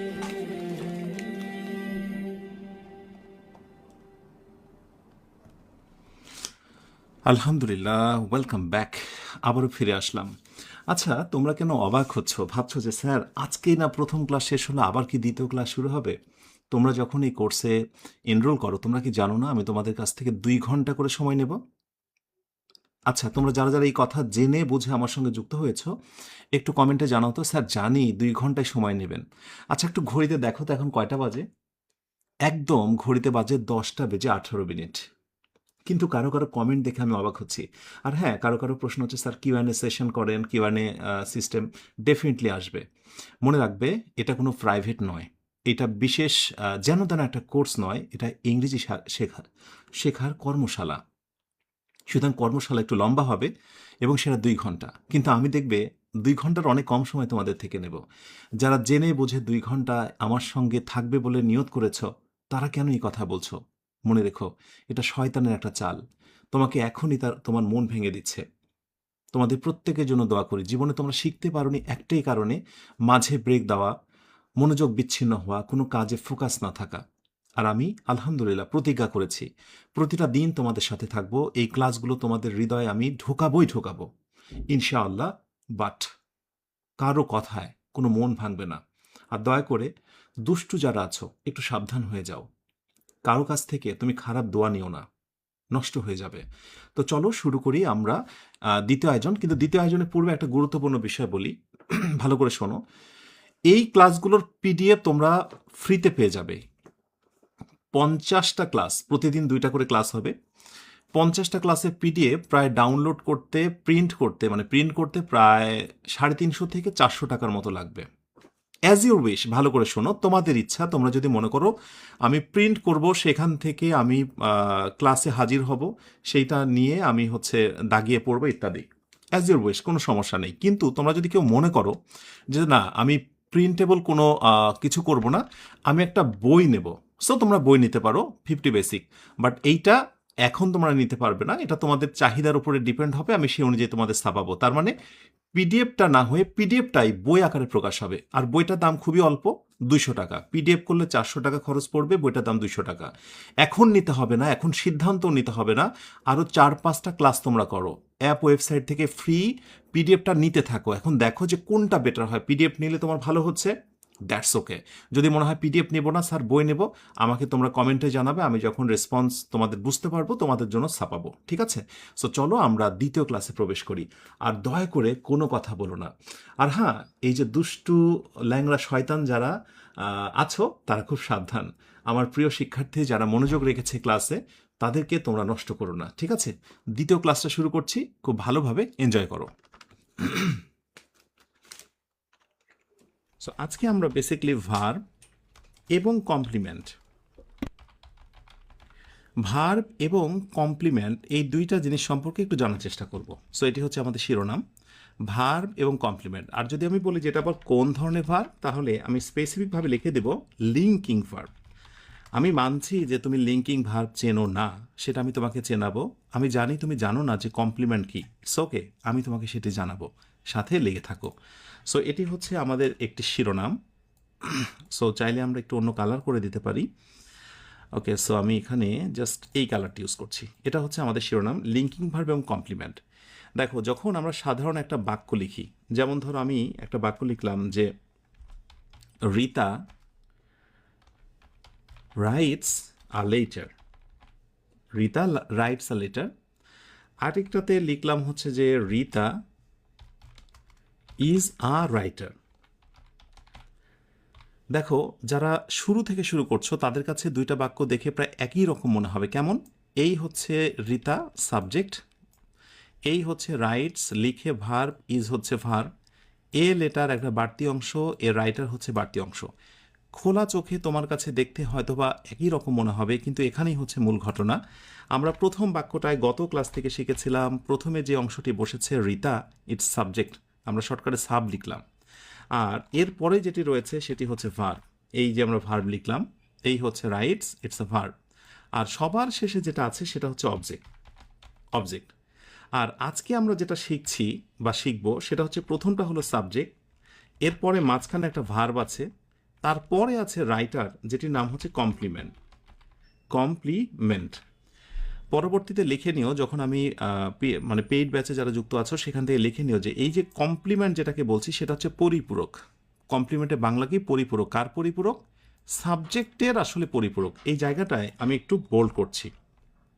এবার একটা বিষয়, মজার বিষয় খেয়াল করে দেখো, আমি একটু ফাঁকা দিই। দেখো, রিতা এবং এ লেটার, এর ভিতরে কিন্তু একটা মারাত্মক ডিস্টেন্স আছে। কিছু বুঝতে পারছো? রিতা এবং লেটার সম্পূর্ণ আলাদা বিষয়। লেটার একটা চিঠি, রিতা একটা চিঠি লেখে, এটা হচ্ছে একটা অবজেক্ট, আলাদা বিষয়। এদিকে রিতা, এটা হচ্ছে সাবজেক্ট, আলাদা বিষয়। সো এটার সঙ্গে এটার আমরা কোনো সম্পর্কই খুঁজে পাচ্ছি না। অন্যদিকে যদি আমরা বলি রিতা ইজ আ রাইটার, এর মানে কিন্তু অন্যভাবে দাঁড়ায়। কি দাঁড়ায়? আমরা ইজ তুলে দিয়ে তখন কিন্তু আমরা এখানে ইজ ইকুয়াল টু দিতে পারি। অর্থাৎ যেই হচ্ছে রিতা সেই হচ্ছে রাইটার, যেই হচ্ছে রিতা সেই কিন্তু লেটার নয়। অথচ যখন আমি এই বাক্য বলছি Rita is a writer, that means এর মানে দাঁড়াচ্ছে যে রিতাই হচ্ছে একজন রাইটার। অর্থাৎ এই যে সাবজেক্টের সঙ্গে পরবর্তী শেষ অংশের যে একটা সম্পর্ক, একটা সম্পূরক, সাবজেক্টের যে একটা পরিচয়, এই পরিচয়কে বলা হয় কমপ্লিমেন্ট। মনে থাকবে? এই জন্যই বলা হচ্ছে যে কমপ্লিমেন্টের বাংলা অর্থ হচ্ছে পরিপূরক। কার পরিপূরক? এই যে সাবজেক্টের শেষ অংশ হচ্ছে পরিপূরক। জাস্ট এই কথাটা মনে রাখো তোমরা। এখন তোমরা স্বাভাবিকভাবেই এই জায়গাটা একটা স্ট্রাকচার তোমরা জেনে রাখবে। স্ট্রাকচারটা আমরা আস্তে আস্তে করে একটু গভীরে প্রবেশ করছি, তাড়াহুড়ো করা যাবে না। তাহলে একটা স্ট্রাকচার দাঁড়ালো যে সাবজেক্ট এবং ডট ডট, এর শেষে হচ্ছে কমপ্লিমেন্ট, MENT, কমপ্লিমেন্ট। তাহলে প্রথমে বসে সাবজেক্ট আর সবার শেষে হচ্ছে কমপ্লিমেন্ট। এই যে মাঝখানে যে একটা ভার্ব বসছে, যে ভার্বের জায়গায় আমরা ইজ ইকুয়াল টু বসাতে পারি, এই ভার্বগুলো একটা বিশেষ নাম আছে। এই ভার্বগুলোর নাম হচ্ছে লিঙ্কিং ভার্ব। কি ভার্ব? Linking verb. বলতো কেন এগুলোকে লিঙ্কিং ভার্ব বলছি? কারণ হচ্ছে এটা সাবজেক্ট এবং কমপ্লিমেন্টকে কি করে? যুক্ত করে। সাবজেক্ট এবং কমপ্লিমেন্টকে যুক্ত করে, অতএব এটার নাম হচ্ছে লিঙ্কিং ভার্ব। জাস্ট এইটুকু মনে রাখো, এটার নাম হচ্ছে লিঙ্কিং ভার্ব। তুমি যদি শুধু এই তথ্যটুকু জানো তাহলে আসন্ন পরীক্ষায় হয়তো বা একটা প্রশ্ন কমন পেয়ে যেতেও পারো। ধরো এরকম একটি প্রশ্ন করা হলো যে হি ইজ আ ডক্টর। একেবারে সহজ করে আমি বোঝানোর চেষ্টা করছি। লাইক এখানে ইজের নিচে আন্ডারলাইন করা হলো, ইজের নিচে আন্ডারলাইন করা হলো। অপশানে বলল যে এটা কি মেইন ভার্ব। অপশান বি এটা কি লিঙ্কিং ভার্ব। তাহলে এবার একটু আমাকে ঝড় গতিতে জানাও তো, হি ইজ আ ডক্টর এটাকে তুমি কি বলবে? খুবই ফানি বিষয়। একটা আনসার তো তুমি অবশ্যই পারবে, কিন্তু আরেকটা আনসার আমি গত ক্লাসে বলেছিলাম তোমাদের, মনে আছে? আচ্ছা, সেটি হলো ইজটাকে আমরা অবশ্যই বলবো লিঙ্কিং ভার্ব, কারণ এক্ষুনি দেখছি যে হি এবং ডক্টর ইজ ইকুয়াল টু, আমরা ব্যাপারটাকে এরকম বলতে পারি, যিনি হচ্ছে হি, তিনারই আরেকটি পরিচয় হচ্ছে এ ডক্টর। সুতরাং ডক্টর এবং হি একে অপরের পরিপূরক, তাহলে এটা সাবজেক্ট, আর সবশেষে যে অংশটা পরিপূরক তার নাম হচ্ছে কমপ্লিমেন্ট। এই সাবজেক্ট এবং কমপ্লিমেন্টের মাঝখানে যে ভার্বটা বসে তার নাম হচ্ছে লিঙ্কিং ভার্ব। তার নাম কি? Linking verb. তাহলে এখানে একটা গুরুত্বপূর্ণ নোটস যেটি দাঁড়াতে পারে সেটি হচ্ছে লিঙ্কিং ভার্ব তো বটেই, যে সেন্টেন্সে একটা verb, right? So one verb in a sentence, অর্থাৎ একটা সেন্টেন্সে যদি একটা ভার্ব হয়, এখানে ভার্বের সংখ্যা কয়টা বলো তো? একটা। একটা সেন্টেন্সে যদি একটা ভার্ব হয় ইজ ইকুয়াল টু, তার নামই হচ্ছে মেইন ভার্ব, তাকে আমরা বলবো প্রিন্সিপাল ভার্ব। Principal verb. আমাকে এই কথাগুলো বলতে হচ্ছে এই কারণে, আমি বিশ্বাস রাখি যে আমার সঙ্গে যারা যুক্ত হয়েছ একেবারেই ছোটোবেলার মতো করে পড়া শিখছ আমার সঙ্গে, রাইট? সো অবাক হওয়ার কোনো কারণ নেই, মেইন মানেই প্রধান, প্রিন্সিপাল মানেই তো প্রধান, রাইট? সুতরাং যেটাই হচ্ছে মেইন ভার্ব সেটাই হচ্ছে প্রিন্সিপাল ভার্ব। তাহলে আমরা বলতেই পারি এ একটা সেন্টেন্স, একটা ভার্ব, অতএব এটি হচ্ছে মেইন ভার্ব, রাইট? আর অন্য দিক থেকে হিয়েরই আরেকটি সম্পূরক বা তারই পরিচয় হচ্ছে সে একটা ডক্টর, অতএব সেই দিক থেকে সাবজেক্ট এবং কমপ্লিমেন্টকে যেহেতু লিঙ্ক করেছে, অতএব এটি হচ্ছে লিঙ্কিং ভার্ব। সুতরাং এখানে অ্যাকচুয়ালি রাইট উত্তর হচ্ছে বোথ আর কারেক্ট। বোথ আর কারেক্ট। এটা হচ্ছে কমপ্লিমেন্টের একেবারে বেসিক ভিউ। কমপ্লিমেন্টের কি? এটা একেবারে বেসিক ভিউ। এখন কোনো কোনো সময় এই আলোচনাটাকে তুমি একটু অন্যভাবে দেখতে পারো। যেমন আমি তোমাদেরকে বলি, বলা হচ্ছে যে he is a doctor, he is a doctor. আরেকটাতে বলা হচ্ছে যে he is happy. Okay, he is a doctor আর হি ইজ হ্যাপি। এখন ডক্টরের নিচে আন্ডারলাইন করা হয়েছে, হ্যাপির নিচে আন্ডারলাইন করা হয়েছে। আমাদের সমস্যা হলো যে আমরা কোনো একটা ক্লাস করি অথবা কোনো একটা বই পড়ি, কিন্তু পড়তে যে অনেক কিছু আমরা বুঝতে পারি না। কেন পারি না? কারণ অনেক সময় দেখা যাচ্ছে যে ব্যতিক্রম কিছু শব্দ ব্যবহার করা হয়। কেমন? এবার সেগুলোর সঙ্গে তোমাকে ইন্ট্রোডিউস করি। হি ইজ আ ডক্টর, এ ডক্টরের নিচে আন্ডারলাইন করে বলা থাকতে পারে এ ডক্টরটার নাম হচ্ছে এখানে প্রেডিকেটিভ নমিনেটিভ। কি নাম? Predicative nominative. ভয় পাওয়ার কোনো কারণ নেই। তুমি হয়তো ভাবছো যে বাবারে কি কঠিন কঠিন শব্দ, প্রেডিকেটিভ নমিনেটিভ, এটা আবার কোথা থেকে আসলো? আবার কোনো একটি বইয়ে বা কেউ হয়তো আলোচনা করছে যে হি ইজ হ্যাপি, এটা হচ্ছে প্রেডিকেটিভ, প্রেডিকেটিভ অ্যাডজেক্টিভ। আমি এটাকে তোমাকে শিখেছি কমপ্লিমেন্ট হিসেবে, একটু আগে শেখালাম, কারণ হি সমান সমান এ ডক্টর, হি সমান সমান হ্যাপি। অথচ অন্য কোনো স্যার, অন্য কোনো বইয়ে তুমি দেখছো ডক্টর এবং হ্যাপিকে বলছে প্রেডিকেটিভ নমিনেটিভ অথবা প্রেডিকেটিভ অ্যাডজেক্টিভ। তাহলে এবার একটু জিনিস জেনে রাখো, যেটাই কমপ্লিমেন্ট সেটাই হচ্ছে প্রেডিকেটিভ, যেটাই কমপ্লিমেন্ট সেটাই হচ্ছে প্রেডিকেটিভ। সো তুমি আরেকটা জিনিস ছোট্ট করে লিখে নিতে পারো, যদি একটু ভিন্নতা কোনো সময় দেখতে পেতে পারো সেটা আমি তোমাদের দেখাবো। Complement is equal to predicative, যেটাকে বিধায় বলে। হ্যাঁ, এখনকার এটি সাধারণত দেখা যায় না। উদ্দেশ্য এবং বিধায় নামে একটা চ্যাপ্টার ছিল, সাবজেক্ট অ্যান্ড প্রেডিকেট। তো এইটা একটু মনে রেখো যে কমপ্লিমেন্টকে কোনো কোনো জায়গায় তুমি প্রেডিকেটিভ হিসেবে দেখতে পেতে পারো। কি হিসেবে? প্রেডিকেটিভ। যদি কোনো নাউন সম্পর্কে আরেকটি তথ্য আসে, যদি সেটা নাউন হয়, নাউন সম্পর্কে তথ্য হয়, সেটি নাউন, তাহলে সেটি প্রেডিকেটিভ নমিনেটিভ। নমিনেটিভের ভিতরে যেটি লুকোনো থাকবে, ছোট্ট করে মনে রাখতে হবে, সেটি হচ্ছে নাউন এবং প্রোনাউন। অর্থাৎ নাউন বা প্রোনাউন সংক্রান্ত যে তথ্যগুলো থাকে, যে পরিচয়গুলো থাকে, যে পরিপূরক হয়, সেটিকে বলা হয় প্রেডিকেটিভ নমিনেটিভ। আর নাউন পরবর্তী যে গুণ দিয়ে প্রকাশ করা হয়, অ্যাডজেক্টিভ, সেটার নাম হচ্ছে প্রেডিকেটিভ অ্যাডজেক্টিভ। জাস্ট এই কমন কনসেপ্ট একটু মনে রাখো। ক্লিয়ার? আচ্ছা, হতে পারে কোনো একটি পরীক্ষায় এমন আসলো যে হি ইজ আ ডক্টর, আমি উপরে সেই বাক্যটাই নিচ্ছি, হি ইজ আ ডক্টর, এবং ইজের নিচে আন্ডারলাইন করে জাস্ট তোমাকে বলছে যে ইজটার নাম কি। অপশান এ এটার নাম হচ্ছে লিঙ্কিং ভার্ব। অপশান বি এটা হচ্ছে গিয়ে মেইন ভার্ব। খুব খুশি খুশি লাগছে বিকজ তুমি এই ধরনের জিনিসটা দেখেছো। এরপরে ধরো তোমাকে বলা হলো যে কপুলা ভার্ব। ওকে, এরপর ডিতে তোমাকে বলা হলো ধরো কাপুলেটিভ ভার্ব। ওকে, সো প্রাপ্ত ধারণা থেকে একটু বলো তো ইজটাকে তুমি কি বলবে? একটু আগে হয়তো বা আত্মবিশ্বাস অতটা ছিল না, এখন আত্মবিশ্বাস নিয়ে বলবে ইয়েস। যে সেন্টেন্সে একটা ভার্ব সেটা হচ্ছে মেইন ভার্ব, সেই সেন্টেন্সে এটা হলো মেইন ভার্ব। যে সেন্টেন্সে একটা ভার্ব সেটা হলো মেইন ভার্ব। ওকে, আর আমরা জানি যে হি এরই পরিপূরক বা পরিচয় হচ্ছে এ ডক্টর, অর্থাৎ দ্যাট মিনস কি দাঁড়াচ্ছে বলতো, he is equal to a doctor. আমি প্রচুর পরিমাণে লিখছি এবং বলছি, আমি এটা ভাবছি না যে আমার সঙ্গে সবাই খুব খুব মেরিটোরিয়াস বা মেধাবীরা যুক্ত হয়েছে। আমি সবার কথা বিবেচনা করে সহজ জিনিসগুলো আমি এক্সপ্লেন করছি। আস্তে আস্তে আমরা একটু ডিপে প্রবেশ করব। তাহলে হি সমান সমান আর ডক্টর, সাবজেক্ট এবং কমপ্লিমেন্ট, এর মাঝখানে যে ভার্বটা বসেছে সেটা লিঙ্কিং ভার্ব। ইয়েস, খুব আত্মবিশ্বাস নিয়ে তুমি এটা পারলে।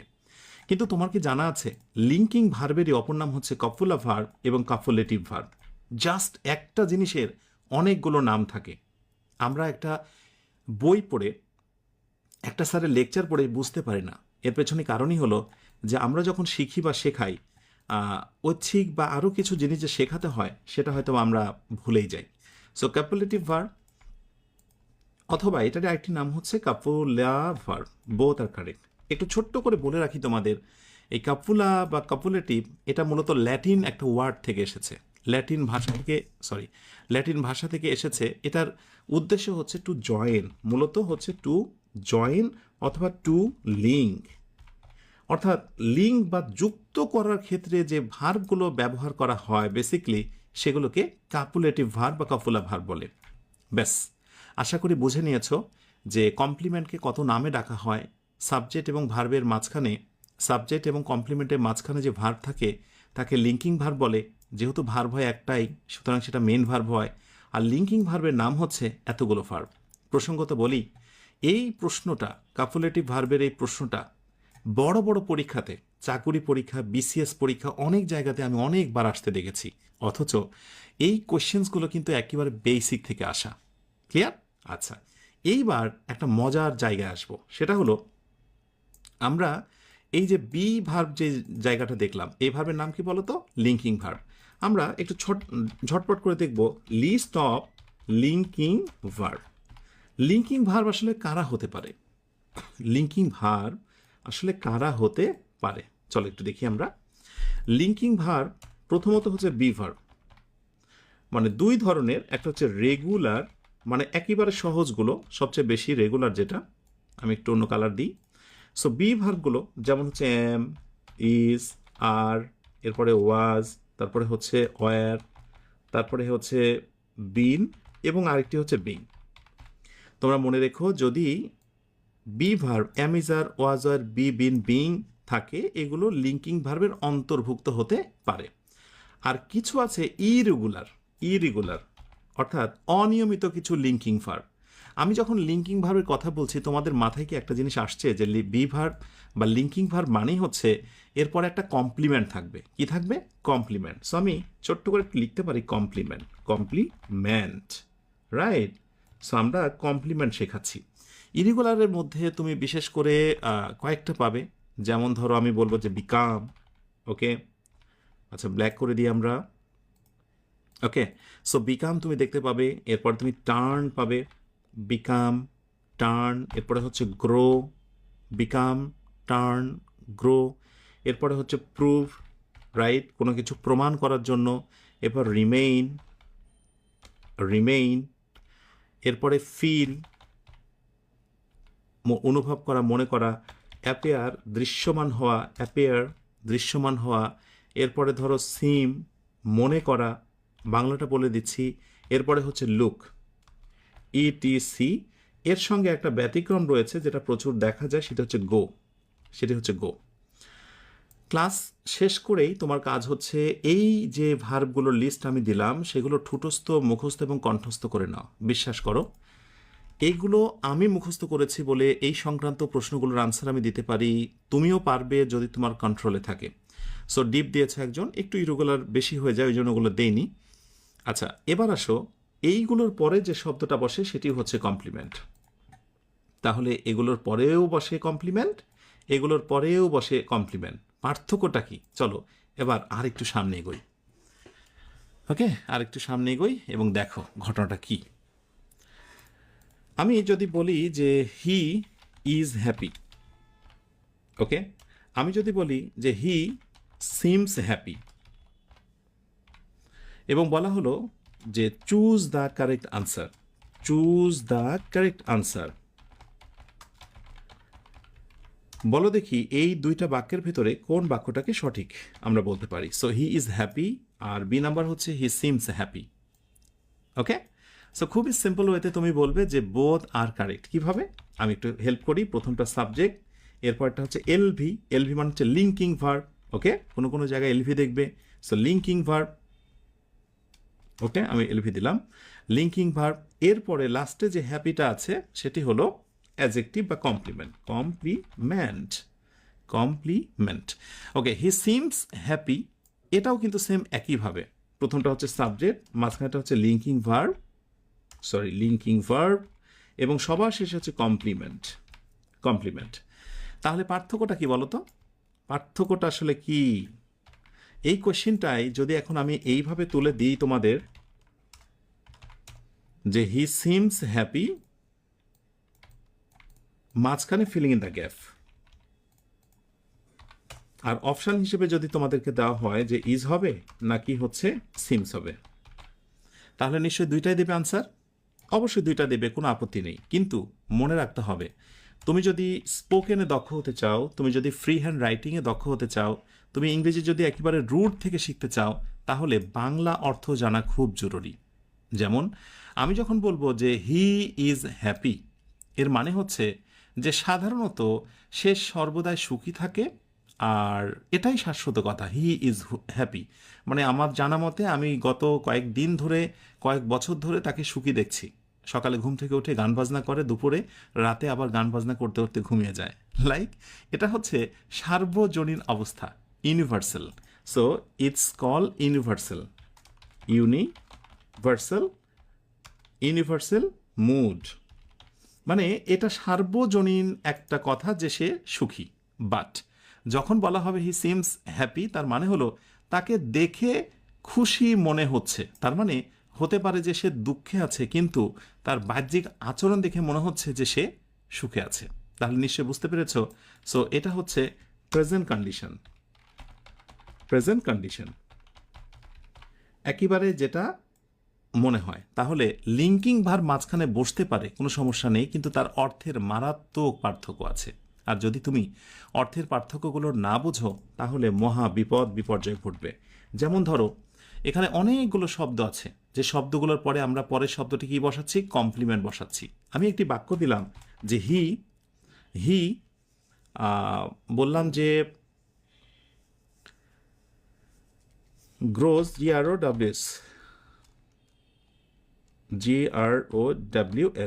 গ্রোজ ওল্ড, সে বয়স্ক হয়ে গেছে। এখন এইখানে যে গ্রোজ আমি দিয়েছি, এর মানে কি তোমাদের কি মনে হয়? গ্রো মানে কি জন্মানো? না, এই বাক্যতে গ্রো এর একটা সুন্দর অর্থ আছে, সেটি হলো গ্রো মানে হলো become. So GROW, grow is equal two হচ্ছে বিকাম। এই অর্থগুলো তোমাকে জানতে হবে। ওকে, সো অবশ্যই গ্রো মানে হচ্ছে বিকাম। এবং এরকমই আরেকটা জিনিস আছে, সেটা হচ্ছে টার্ন, TURN। যদি কোনো কোনো সময় ছোট্ট একটা পার্থক্য দেখানো হয়, কিন্তু তোমরা মনে রেখো গ্রো বা টার্ন ইজ ইকুয়াল টু হচ্ছে বিকাম, মানে কোনো কিছু হয়ে যাওয়া, কোনো কিছুতে পরিণত হওয়া বা ট্রান্সফরমেশন হওয়া। সো হি গ্রোজ ওল্ড, তার মানে হলো হি বিকেম বা হি বিকামস, সহজ করে নেবে, বিকাম ওল্ড, সে বয়স্ক হয়ে যায় বা বয়স্ক হয়ে যাচ্ছে। আশা করি বুঝতে পেরেছো যে এই লিঙ্কিং ভার্বগুলো তুমি চাইলে ব্যবহার করতে পারো, কিন্তু তার আসল অর্থ ব্যতি রেখে অন্য একটা অর্থ দেয়, অন্য একটা অর্থ দেয়। সুন্দর, এই যে অনেকে লিখছো বোথ আর কারেক্ট। ওকে, সো আমরা এইবার যে জিনিসটি জানার চেষ্টা করব, এতক্ষণ দেখছিলাম যে সাবজেক্ট, মাঝখানে হচ্ছে লিঙ্কিং ভার্ব, লিঙ্কিং ভার্ব, এবং সবার শেষে হচ্ছে কমপ্লিমেন্ট, কমপ্লিমেন্ট। এখন আমরা জানার চেষ্টা করব যে সব শেষে যে কমপ্লিমেন্ট বেচারা বসে, এই জায়গায় কারা কারা বসতে পারে, এই জায়গায় কারা কারা বসতে পারে, কমপ্লিমেন্ট হতে গেলে কারা কারা বসবে। সুন্দর করে একটু লিখে নাও। কমপ্লিমেন্ট হতে গেলে তাকে অবশ্যই নাউন হতে হবে। কি হতে হবে? নাউন। কমপ্লিমেন্ট হতে গেলে তাকে অবশ্যই অ্যাডজেক্টিভ হতে হবে। কমপ্লিমেন্ট হতে গেলে তাকে অবশ্যই অ্যাডভার্ব হতে হবে। সো কমপ্লিমেন্ট তো এতক্ষণ বারবার বলছিলাম যে লিঙ্কিং ভার্বের পরেই কমপ্লিমেন্ট। এখন কমপ্লিমেন্ট হওয়ার যোগ্যতা কাদের এটা জানতে হবে। কমপ্লিমেন্ট হতে পারে নাউন অথবা নাউনের মতো যে শব্দগুলো কাজ করে। এখন নাউনের মতো কি শব্দ বলো তো? নাউনের মতো যারা জানো না একটু জেনে রাখো, এখন হয়তো বা কঠিন লাগবে, শুধু ছোট্ট করে একটু জেনে রাখো। Noun is equal two noun, phrase, PHRASE phrase, তারপরে হচ্ছে নাউন ক্লজ। এখন শিখতে হবে না, শুধুমাত্র দেখে রাখো। এরপরে হচ্ছে আরেকটি চমৎকার জিনিস, সেটা হচ্ছে জেরান। এই জেরানটা দেখতে কেমন? যেটা হচ্ছে ভার্বের সঙ্গে একটা আইএনজি থাকে। তাহলে আমি তোমাদেরকে দেখানোর চেষ্টা করলাম যে নাউনের মতো আচরণ করে কে কে। একটা নাউন ফ্রেজ, একটা হচ্ছে নাউন ক্লজ, আর একটি হচ্ছে জেরান। এই জেরানটা এখন হয়তো বা অনেকের কাছে কঠিন লাগছে, তুমি নতুন, কিন্তু আমি যে একটা কথা বললাম, শেখার ক্ষেত্রে সবসময় তুমি সব কিছু শিখবে, দেখবে, কিন্তু একটা সময় এই জিনিসটা তোমাকে অনেক বেশি হেল্প করবে। ঠিক আছে? আচ্ছা, এরপরে আমি বললাম যে কমপ্লিমেন্টের জায়গায় বসতে পারে অ্যাজেক্টিভ। তাহলে অ্যাজেক্টিভটা কারা মূলত? চলো আমরা একটু দেখি। So adjective is equal two কারা কারা হতে পারে, আমি একটু স্টার মার্ক দিই। ওকে, বলো দেখি।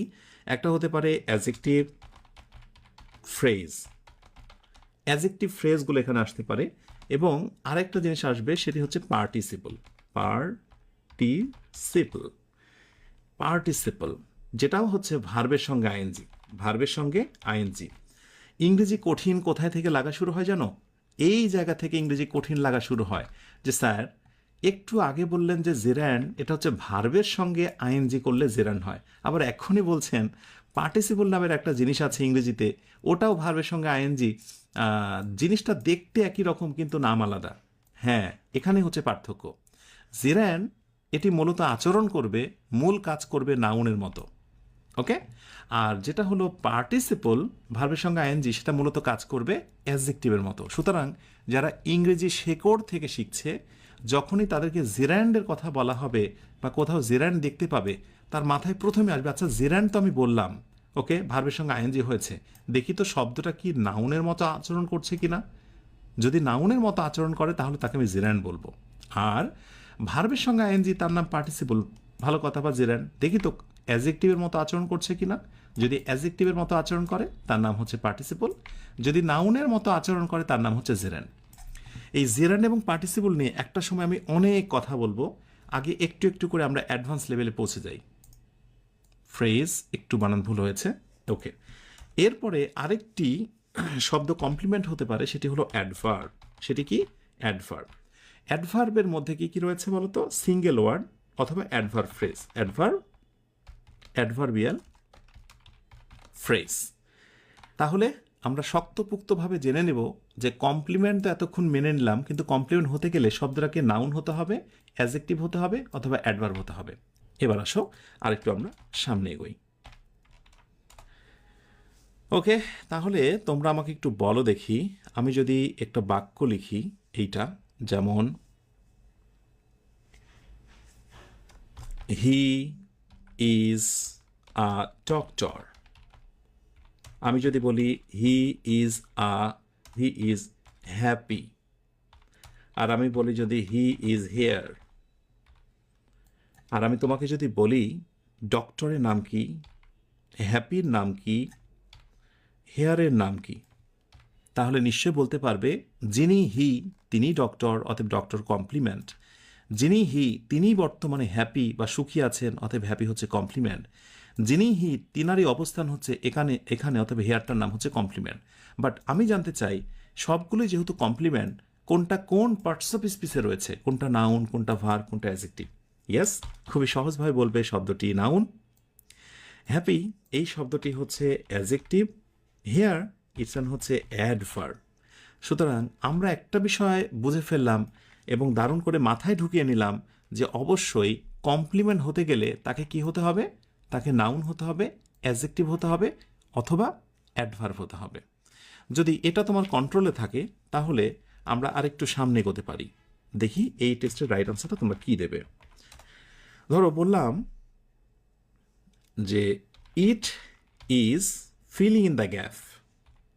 এটা ইট ইজটা কিন্তু লিঙ্কিং ভার্ব, আমি যখনই বলবো ইজ, মাথায় চলে আসতে হবে ও আচ্ছা স্যার মুখস্থ করতে বলেছিল এটা লিঙ্কিং ভার্ব। তাহলে লিঙ্কিং ভার্বে যে আমি দুইটা লিস্ট দিলাম, রেগুলার এবং ইরেগুলার, ক্লাসটি শেষ করে মুখস্থ করে ফেলতে হবে, কেমন? আচ্ছা, তাহলে it is filling in the gap, আমি অপশানে বলবো স্মুথ হবে, অপশন বি স্মুথলি হবে। এখন যখনই এখানে ফিলিং ইন দ্য গ্যাপ তুমি বসাতে চাও, তুমি বেসিক শিখছো, তুমি বুঝতে পারো না যাচ্ছে ফিলিং ইন দ্য গ্যাপে বসবে নাকি, এইখানে বসানোর আগে তোমার মাথায় আসতে হবে যাচ্ছা স্যার আপনি শিখিয়েছিলেন সাবজেক্ট, এরপরে যদি বি ভার্ব থাকে, এরপরে কি থাকে বি ভার্ব, এই বি ভার্বগুলোর নাম কি বলো তো? বি ভার্বগুলোর নাম হচ্ছে লিঙ্কিং ভার্ব, যেটাকে আমরা শর্টকাটে বলি LV. LV. So subject, be verb এবং হচ্ছে linking verb, subject, be verb এবং হচ্ছে লিঙ্কিং ভার্ব। এর পরবর্তীতে আমরা যেটা বসাই সেটার নাম হচ্ছে কি? কমপ্লিমেন্ট, তাই তো? এখন বি ভার্বের পর ইজের পরে কি বসবে? অবশ্যই নাউন বসবে, অ্যাজেক্টিভ বসবে, অথবা অ্যাডভার্ব বসবে, এটাই তো স্বাভাবিক, তাই না? কিন্তু আমি যদি বলি যে ইট ইজ স্মুথলি, এটা কোনো বাক্য হতে পারে? বাক্য হতে পারে না। সাবজেক্টের পরে বি ভার্ব যদি থাকে, বি ভার্ব আছে, এরপরে যেটি বসবে সেটি হচ্ছে adjective. So it is smooth, smoothly নয়। অ্যাডভার্ব কোথায় বসে? বি ভার্বের পরে বসে, কিন্তু অর্থের একটা সামঞ্জস্য আছে। আমি বলতেই পারি হি ইজ হেয়ার, সে এখানে, কিন্তু এটা বলা যায় ইট ইজ স্মুথলি, এটা স্মুথলি বা প্রশান্তিভাবে, শান্তভাবে, এমন কোনো অর্থ হয়? হয় না। আমি যখন তোমাদেরকে ইংরেজি শেখাচ্ছি একটা কথা মনে রাখবে, যত রুলসই আমি শেখাই না কেন, সমস্ত রুলসের সঙ্গে কিন্তু বাংলা মিনিংয়ের একটা চমৎকার সম্পর্ক আছে, এটা অবশ্যই তোমাকে বুঝতে হবে। চমৎকারভাবেই এই বাংলা বিষয়গুলোকে তোমরা সর্বদাই প্রাধান্য দেবে। ওকে, আচ্ছা, এবার আরেকটি বিষয় আমি তোমাদের সঙ্গে শেয়ার করি, যেটা প্রচুর পরিমাণে আসে, সেটা হচ্ছে বলা হলো যে it is filling in the gap, অপশানে বলা হচ্ছে বোরিং, অপশান বিতে বলা হচ্ছে বোর্ড। দেখো, ইজের পরে আমরা যে শব্দটা বসাবো সেটা হচ্ছে অ্যাজেক্টিভ। বি ভার্বের পরে কি বসে? লিঙ্কিং ভার্বের পরে অ্যাজেক্টিভ বসে, ভালো কথা। তুমি না জানলে জেনে রাখো, বোরিং এটাও অ্যাজেক্টিভ, বোর্ড এটা হচ্ছে অ্যাজেক্টিভ, কিন্তু ওর বসবেটা কি বলো তো? এইটার জন্য তোমাকে একটা বিষয় জানতে হবে, যখন সাবজেক্ট হিসেবে কোথাও কোনো ব্যক্তি থাকে, সাবজেক্ট হিসেবে যখন কোথাও কোনো পার্সন থাকে, সাবজেক্ট হিসেবে যখন কোনো পার্সন থাকে, সাবজেক্ট হিসেবে যখন কোথাও কোনো পার্সন থাকে, ইজ ইকুয়াল টু, তোমাকে মনে রাখতে হবে অবশ্যই V3 অ্যাজেক্টিভ ফর্মটা বসবে। কি বসবে? V3 অ্যাজেক্টিভ ফর্ম সাবজেক্ট হিসেবে। আর কোথাও যদি সাবজেক্ট হিসেবে কোনো বিষয়বস্তু থাকে, পার্সন অথবা যদি থিং থাকে, পার্সন অথবা যদি কোথাও থিং থাকে সাবজেক্টে পড়ে, তাহলে পার্সন, SON, সরি, পার্সন তো একবার আছে, থিং বা ফ্যাক্ট, মানে কোনো বিষয়বস্তু যদি থাকে, সাবজেক্টে পরে যদি মানে সাবজেক্ট হিসেবে কোনো বিষয়বস্তু থাকে, ইজ ইকুয়াল টু, সেখানে হবে এই যে অ্যাজেক্টিভ যেটা, সেটা হচ্ছে ভার্ব প্লাস ING, এই অ্যাজেক্টিভটা। একবারে ছোটোখাটো পার্থক্য, এগুলো তোমার কমপ্লিমেন্টের সঙ্গে সম্পৃক্ত। যেমন ইট, এটা কিন্তু সাবজেক্ট নয়, অতএব কি হবে? ING যুক্তটা। So it is boring, it is boring. কিন্তু আমি যদি বলতাম আই, অথবা যদি বলতাম he is filling in the gap, এবার তুমি খেয়াল করো, হিটা হচ্ছে সাবজেক্ট এবং পার্সন, সুতরাং এর পরবর্তী যে অ্যাজেক্টিভটা হবে সেটা হচ্ছে V3 অ্যাজেক্টিভ, তাই এখানে হবে বোর্ড, BORD, বোর্ড। এবং ছোট্ট করে একটা নোটস তোমরা করে নাও, আমরা যখনই কোনো ভার্বের পাস্ট পার্টিসিপল করি, যেমন সাধারণত হচ্ছে গো, এরপরে হচ্ছে ওয়েন, এরপরে হচ্ছে গন, এই যে 3 নাম্বার যে ফর্মটা আছে সেটির নাম হয়ে যায় অ্যাজেক্টিভ। যখনই আমরা কোথায় যাই, ডু, এরপরে ডিড, এরপরে হচ্ছে ডান, এই 3 নাম্বার ফর্মটা কিন্তু মূলত অ্যাজেক্টিভের মতো আচরণ করে।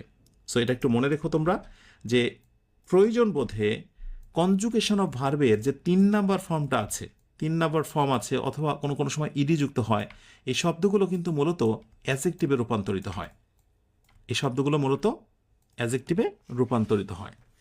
এখন সবশেষে আমরা একটু সলিউশনের দিকে আসি। আমরা শিখছিলাম সাবজেক্ট, লিঙ্কিং ভার্ব এবং কমপ্লিমেন্ট। তাহলে আমি যদি এরকম একটি বাক্য লিখি যে হি হি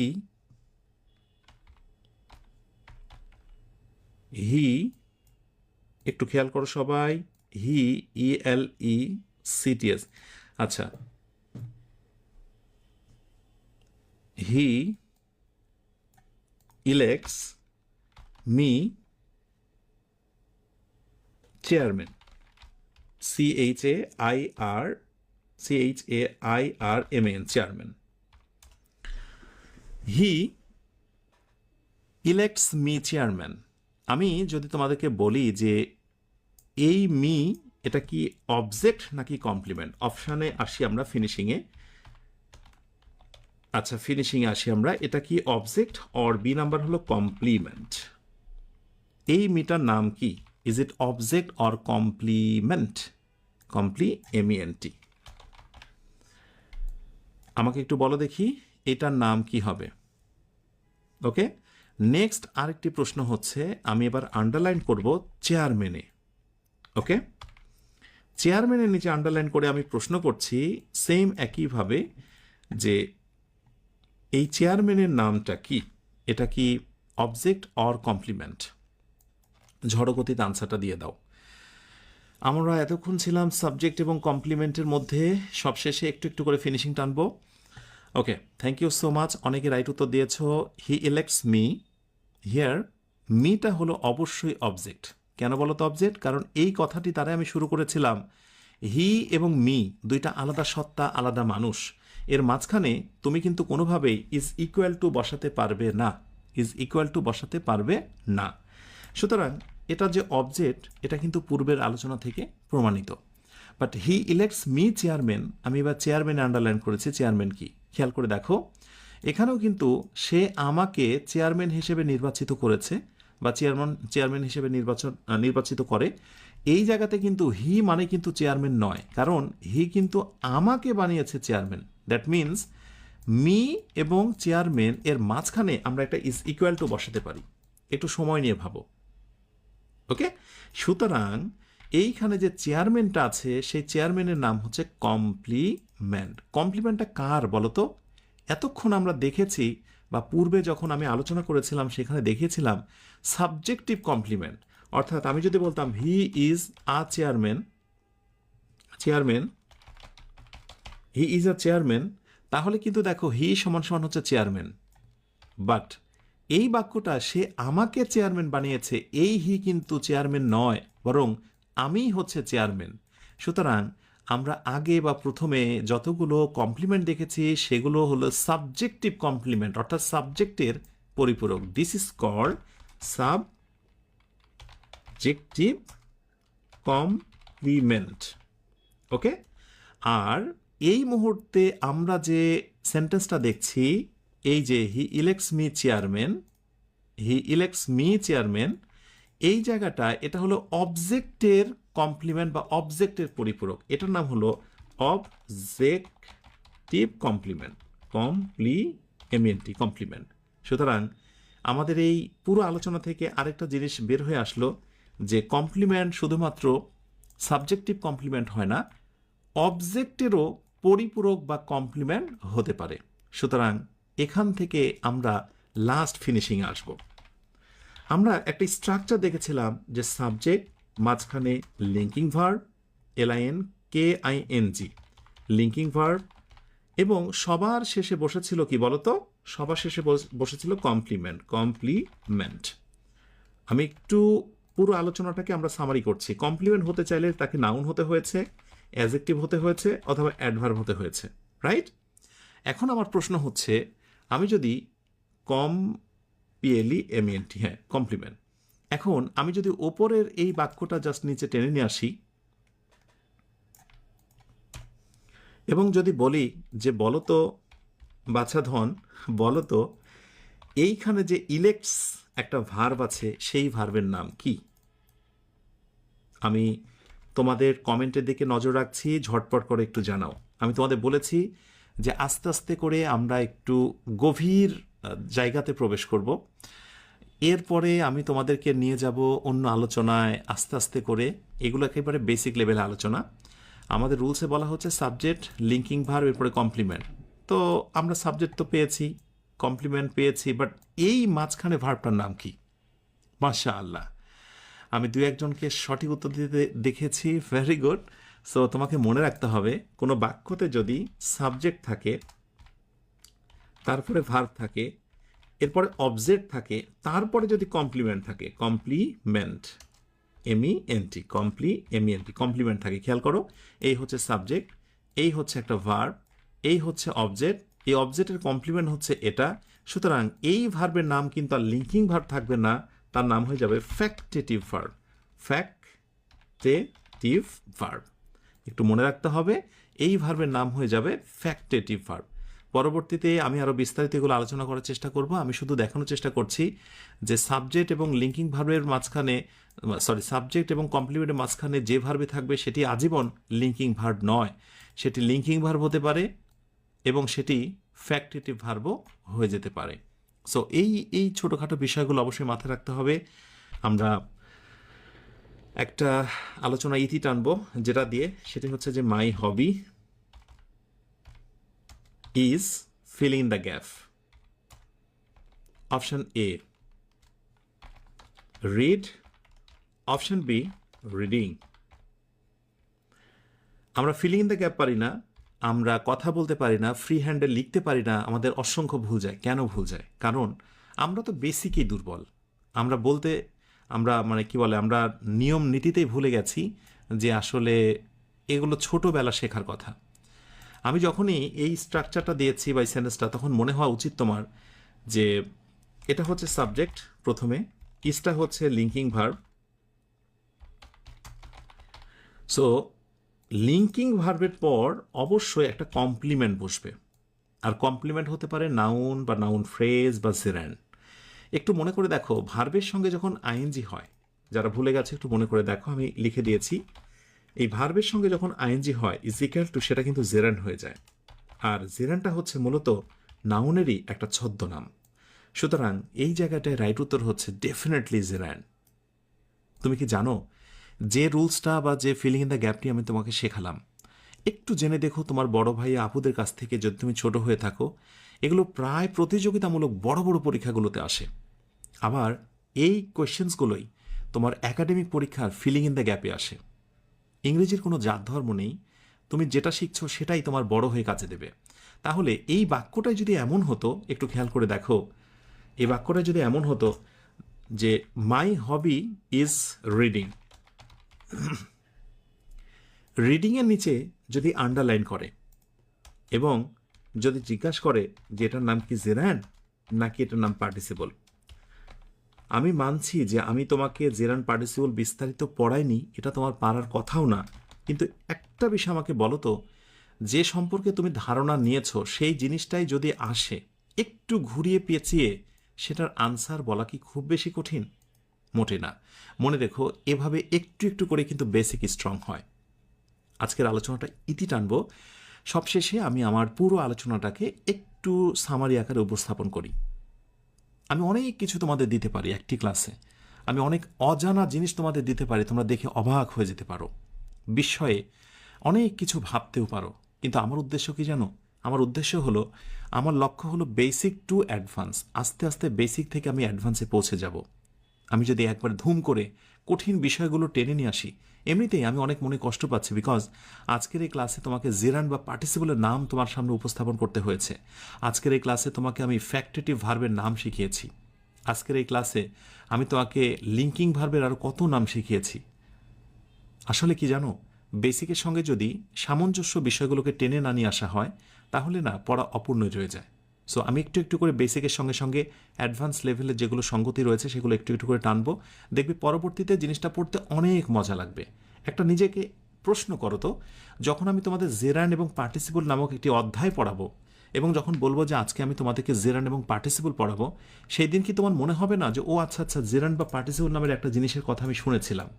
এটা কি মনে হবে না তোমার? তোমার কি মনে হবে না যে ও আচ্ছা স্যার, আপনি বলেছিলেন জেরান্ড বা পার্টিসিপল মানে হলো ভার্বের সাথে আইএনজি? এটা কি মনে হবে না? তোমার কি মনে হবে না যে জেরান্ড হচ্ছে নাউনের ছদ্মনাম? তোমার কি মনে হবে না যে পার্টিসিপল হচ্ছে অ্যাডজেক্টিভের ছদ্মনাম? এটাই হচ্ছে স্মৃতি, এটাই হচ্ছে শেখার ক্ষেত্রে একটা ভালো কিছু। যখন আমরা নতুন কোনো কিছু দেখি, সেটা মনে রাখা অনেক বেশি কঠিন হয়ে যায়, আর যা আগে দেখেছি বা একবার শুনেছি সেটা মনে রাখা অনেক বেশি সহজ হয়। আলহামদুলিল্লাহ, তোমরা যারা শেষ পর্যন্ত আমার কথাগুলো শুনলে, ক্লাসটা করলে, তোমাদেরকে শেষ সাপ একটা কথা জানিয়ে রাখি। কর্নারে আইকনে তোমরা খেয়াল করবে যতজন ছিল এখন ততজন নেই। আচ্ছা আমাকে বলো তো, তোমাদের এটা খেয়াল করতেই হবে না। একটা ক্লাসে 100 জন থাকে, এখান থেকে বিসিএস ক্যাডার কয়জন হয়, কয়জন ডাক্তার ইঞ্জিনিয়ার হয়, কয়জন সফল ব্যক্তি হয়? হাতে গোনা কয়েকজন। তুমি সেই হাতে গোনা কয়েকজনের মধ্যে থাকছো কিনা, এটাই হচ্ছে তোমার চ্যালেঞ্জ। ক্লাসটি শেষ করব। ক্লাসটি শেষ করলেই ইংলিশ মজা অ্যাপে আমি তোমাদের আজকের এই 2টা ক্লাসের স্লাইড আমি দিয়ে দিচ্ছি। ক্লাসটা শেষ করেই একটু ফ্রেশ হয়ে, যদি সম্ভব হয় প্লিজ ক্লাসটা এবার রিভিশন করতে বসবে। এবং মনে রেখো, যতটুকু ক্লাসে বুঝতে পারোনি ঠিক সেই জায়গাটায় দেখবে এবার তোমার কাছে পানির মতো সহজ হয়ে গেছে। আমার প্রিয় শিক্ষার্থীদের বলবো, আমার আহ, অনুগত ওবিডেন্ট শিক্ষার্থীদের বলবো, কারো কোনো কথা শুনতে হবে না। চোখে ঘুম আসছে, পারছি না, তুমি ভর্তি হয়েছো কেন? রফিক স্যারকে এত টাকা দিয়ে ভর্তি হয়ে তোমার দরকার নেই তো। আমি তো চাই আমার সেই সকল ডেডিকেটেড স্টুডেন্টকে যারা সফল হয়ে আমাকে বলবে, আলহামদুলিল্লাহ স্যার, কষ্ট করে 20-25টা দিন হজম করেছিলাম বলেই আজকে আমার পরিবর্তনের গল্প বলছি। আমি আজকে শুনতে চাইবো না ক্লাসটা কেমন লাগলো, কারণ আমি এটা জানি যে অনেকটা মানসিক টর্চার করছি তোমার ওপর, এবং এই টর্চার আমি চালিয়ে যাব 25টা দিন। শয়তানকে আমি তোমার কাছেও ভিড়তে দেব না। প্লিজ শুধু একটাই কথা দাও, 25টা দিন লেগে থাকবে আমার সাথে। আর দয়া করে কমেন্টে প্রত্যেকেই প্রতিটা ক্লাস শেষ হলে লিখবে M01 is equal to done. M মানে মিশন, আর 01 মানে হচ্ছে 1 নম্বর class. M01 is equal to done মানে 1 নম্বর মিশন আমাদের done. M01 M is equal to 01 done, এটা লিখবে। এবং শুধুমাত্র কমেন্ট না, প্রত্যেকেই প্রোফাইলে এটা লিখবে, তোমাদের পার্সোনাল প্রোফাইলে। কাউকে বলবে না M ইজ ইকাল টু 01 ডান মানেটা কি। এইটা আমরা বলবো 25তম দিনে, এবং এটা হবে আমাদের নেশা। প্রতিদিন আমরা প্রোফাইলে লিখবো M02 ডান, M03 ডান। কেউ জানতে চাইলেও বলবে না, আমরা বলবো 26তম দিনে, বলবো 25তম ক্লাস করার পর। এটাই থাকুক আমাদের রহস্য। শেষ করে আজকের আয়োজনটি। ইনশাল্লাহ ঠিক আগামীকাল রাত 9:10 হাজির হয়ে যাব। আমি তোমাদের সমস্ত কমেন্ট দেখছি। এর ভেতরে কেউ ইতরামি বাদরামি করছো, কোনো লাভ নেই। জীবনে অনেক আফসোস করতে হবে তোমাদের। একটু বোকাশোকা হও, রফিক স্যারের কথা শোনো, ইনশাল্লাহ তুমি অনন্য হবে। তোমাদের সবার জন্য সুখময় এবং সুন্দর দিনের প্রত্যাশায় শেষ করছি আজকের আয়োজন। তোমরা সবাই অনেক ভালো থেকো, যে ভালো শেষ নেই। সুখে থেকো, যে সুখের সীমানা নেই। এই অনন্ত শান্তির চিরন্তন প্রত্যাশায়। আল্লাহ হাফেজ। হৃদয়